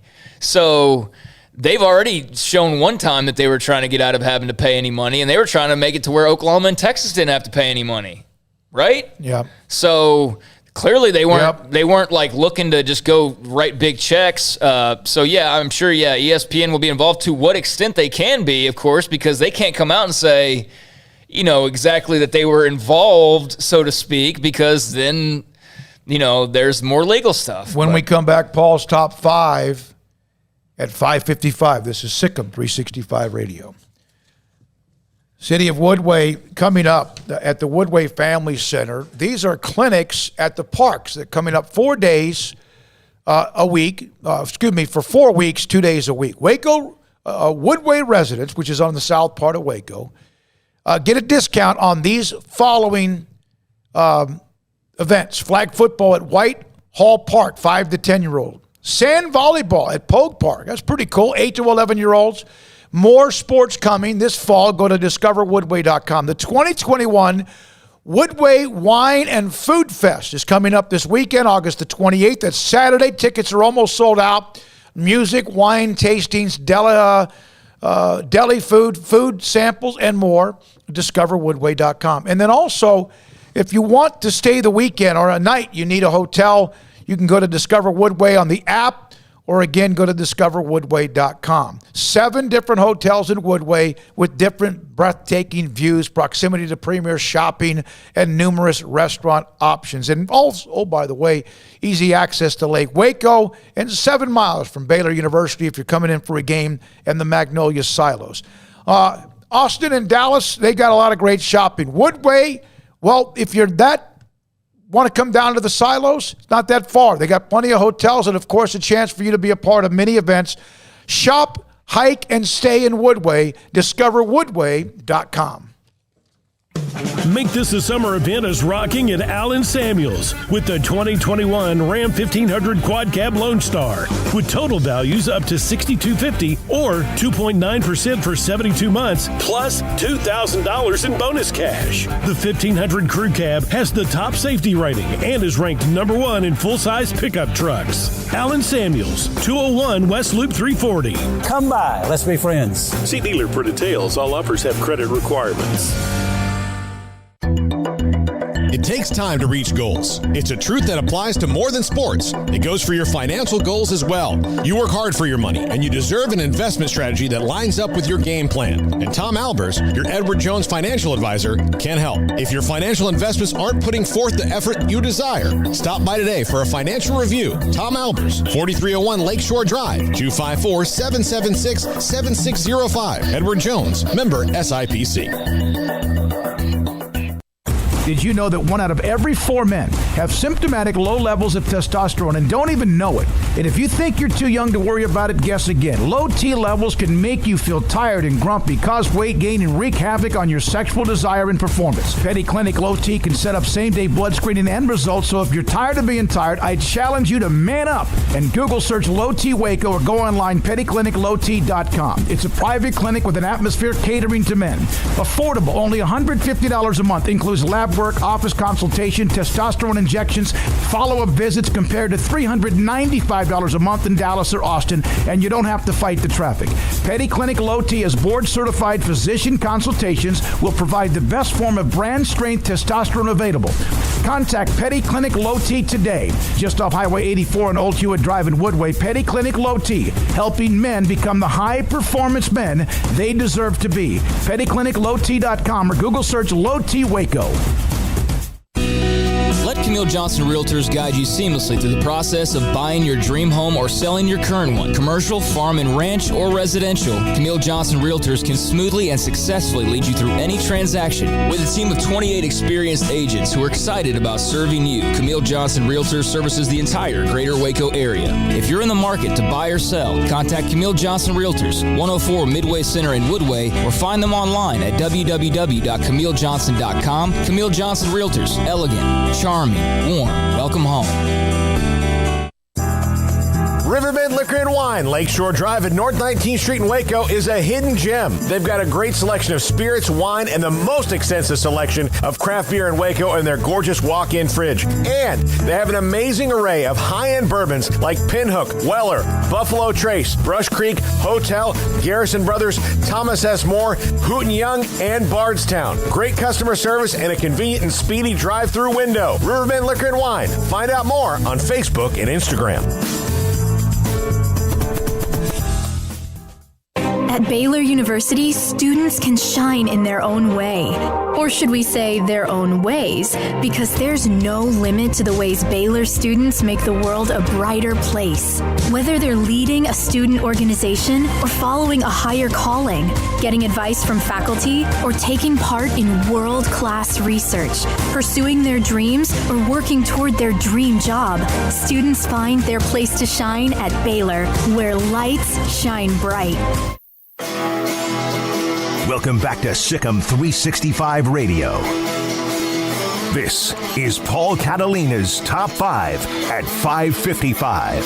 Presented by Slapsticks Comedy Club. For ticket information, go to slapstickscomedy.com. Top 5 second-year head coaches will see a jump in 2021. Number 5, Lane Kiffin at Ole Miss. And look, the conference is tough. I know all that stuff. But Lane Kiffin's history suggests that his second year is the one where you're like, oh, my God, look at this guy. And then that's when everybody starts to get kind of pissed off at him. And he starts kind of, I mean, he's already started littering assistants across, for whatever reasons. And, most of the time because Lane Kiffin's not an easy guy to deal with. They open up with Louisville. Mm-hmm. It's a Monday game after it's Labor Day Monday. And then they have Alabama as their fourth game. Of course, we know their schedule, LSU, Auburn, whatever, A&M. Yeah, okay. Yeah. Yeah, I mean, I could see him making a little bit of a jump, but as you said, it's going to be really tough to do that. That Louisville game, I think, will be a big swing game just in kind of dictating how the season's going to go. Because if you lose that one, then you're going to win your next two, but then you're going to probably lose to Alabama, so you're going to be 2-2 out of the gates. And then you're playing uphill. Then it's the SEC schedule and LSU and Auburn and all those schools. So I think that'll be a very important opener for the Rebs. Number 4, Eli Drinkwitz at Mizzou. And I like Eli Drinkwitz. I like what he's got going. What he did at Appalachian State. I like what he's got going on at Mizzou. And again, their schedule does line up for him. That they got Central Michigan. Who knows what Kentucky is if Mark Stoops has them on the up again. That's the next head coach at Nebraska. Yeah, Southeast Missouri. Why did you say it? I think so. That'd be a good one. He would be a good. I'd take it. If they don't start winning. Well, or if, why would he leave there to go to a place that he's got a thing going right now? Yeah, okay. Yeah, but they have a tough stretch at, towards the middle and end, but really it's a team that could see a nice jump. All right. Number 3, Dave Aranda at Baylor. Look, they won 2 games last year, and we've gone over it many times in this program that if they have a non-conference schedule last year, they probably at least won 5. If not 6. And they were going to take a step back from 2019. There was really no doubt about that. They lost too many playmakers, and the problems of the offensive line would have been the same problems. COVID, no COVID, whatever. It was exacerbated by COVID, but they would have had problems, but they would have been better than they showed. And the defense we think is going to be pretty good. And they're going to make a jump. People are going to maybe not be talking about it now and go, oh, hey, look at that. I don't know if they'll make one of the most massive jumps in college football. They are going to make a jump from 2 wins, though. I feel I'd be willing to bet a good amount on that. Now, I'm not saying that I think they'll be a bowl team or anything like that, but I am expecting them to be a bowl team. I'm expecting them to win about 6 games and get bowl eligible, maybe with a week or 2 to go, and maybe go win a 7th in the postseason. But man, for you LSU fans especially, or I guess any fans who have followed Dave Aranda where he's been throughout his career, Wisconsin fans, etc. Man, what a guy to just kind of see grow and get comfortable as a head coach for the first time. And we weren't around him in person at all last year. I saw him at his opening press conference, and that was it until spring ball. It's the following year, spring ball. But to see him kind of gel and get comfortable and grow and come out of his shell a little bit, it's been really cool, and I think it's meant a lot to the players, and I think that will translate a little bit this year. Yeah. Number 2, Mike Norvell at Florida State, and this one better be damn true. Homer pick. Why would you not put him 1? Because you'll see who I pick 1. Right. Number 1, they were already good, but still. Number 2, Mike Norvell, and look, he's lived in the transfer portal. He's got a whole season with off season and been able to establish, kind of cleaned out some of the holdovers, the guys who honestly, and what FSU needed was the guys who played for Jimbo and for Willie Taggart needed to kind of go. He needs his guys there. He doesn't need the guys who've been through 3 head coaches. He needs new guys. They have a lot of that now, especially with the amount of transfers that they have. They have a quarterback. And yeah, Mackenzie Milton is a good leader, and Jordan Travis is a good athlete back there. They've got a nice mix back there that can make some things happen. All right, I'd like to see that happen for you, Paul, because your mental health has been down a couple of years. Yeah. Well, I am very much rooting for Mackenzie Milton to have a successful injury-free season. Yep. I hope he does very, very well, and we'll learn a lot about Florida State right out of the gates, won't we? Yep, yeah, we will, Notre Dame right away. And look, if they win that game, believe me, our texter is going to get just spammed. But number 1, Jimmy Lake from Washington. Look, they only were 3-1 last year. They only had to play 4 games, and Washington already had a good roster. They will be in contention in the Pac-12. Of course, have to contend with Oregon. But Jimmy Lake, I think, is going to do really, really good things at Washington. I think Chris Peterson, while he was good in his last year, clearly was kind of burned out, and it was time to move on to a guy like Jimmy Lake. Yeah, that was a surprise when he left. So, he surprised left, so he was kind of burned out. Let's see what somebody with new life and can play a full season, not just 4 games. And they were 3-1, and the ones they did play lost to Stanford, and then COVID canceled the last one, so. Yeah, he got put in that same position as Aranda, right? Of coming in and just immediately having to deal with a pandemic. So to have only played 4 games and go 3-1, that's admirable given just how crazy, obviously, the season was. But Washington's an elite program. I wouldn't call it a blue blood, but I think it's on that level that's probably right below that. Would y'all agree with that? Yeah. That tier 2 probably, maybe tier 3, but they are one of those that moves the needle, and that's why when you heard those Big Ten Pac-12 rumors, that was one of those 4 schools along with USC and UCLA and Oregon that would be of the most interest. So, yeah, they're definitely a good program, and he'll be fun to watch. Sorry about that. Thanks to Colt Barber. Thanks to Albert Coleman, the head football coach at Earl High School, where Gerry Bohanon went to school, Wes Mitchell, Gamecock Central, and J.J. Joe. Thanks behind the scenes, the guys that make this happen every day, Armstrong Sims, Jack McKenzie as well, and Paul Catalina and Craig Smoak to my left and to my right, and I'm David Smoak. Thank you, our great sponsors. Thanks to everybody, the callers, the texts, the YouTube chat, Twitter. Have a great night. This is Sikkim 365 Radio and 365 Sports.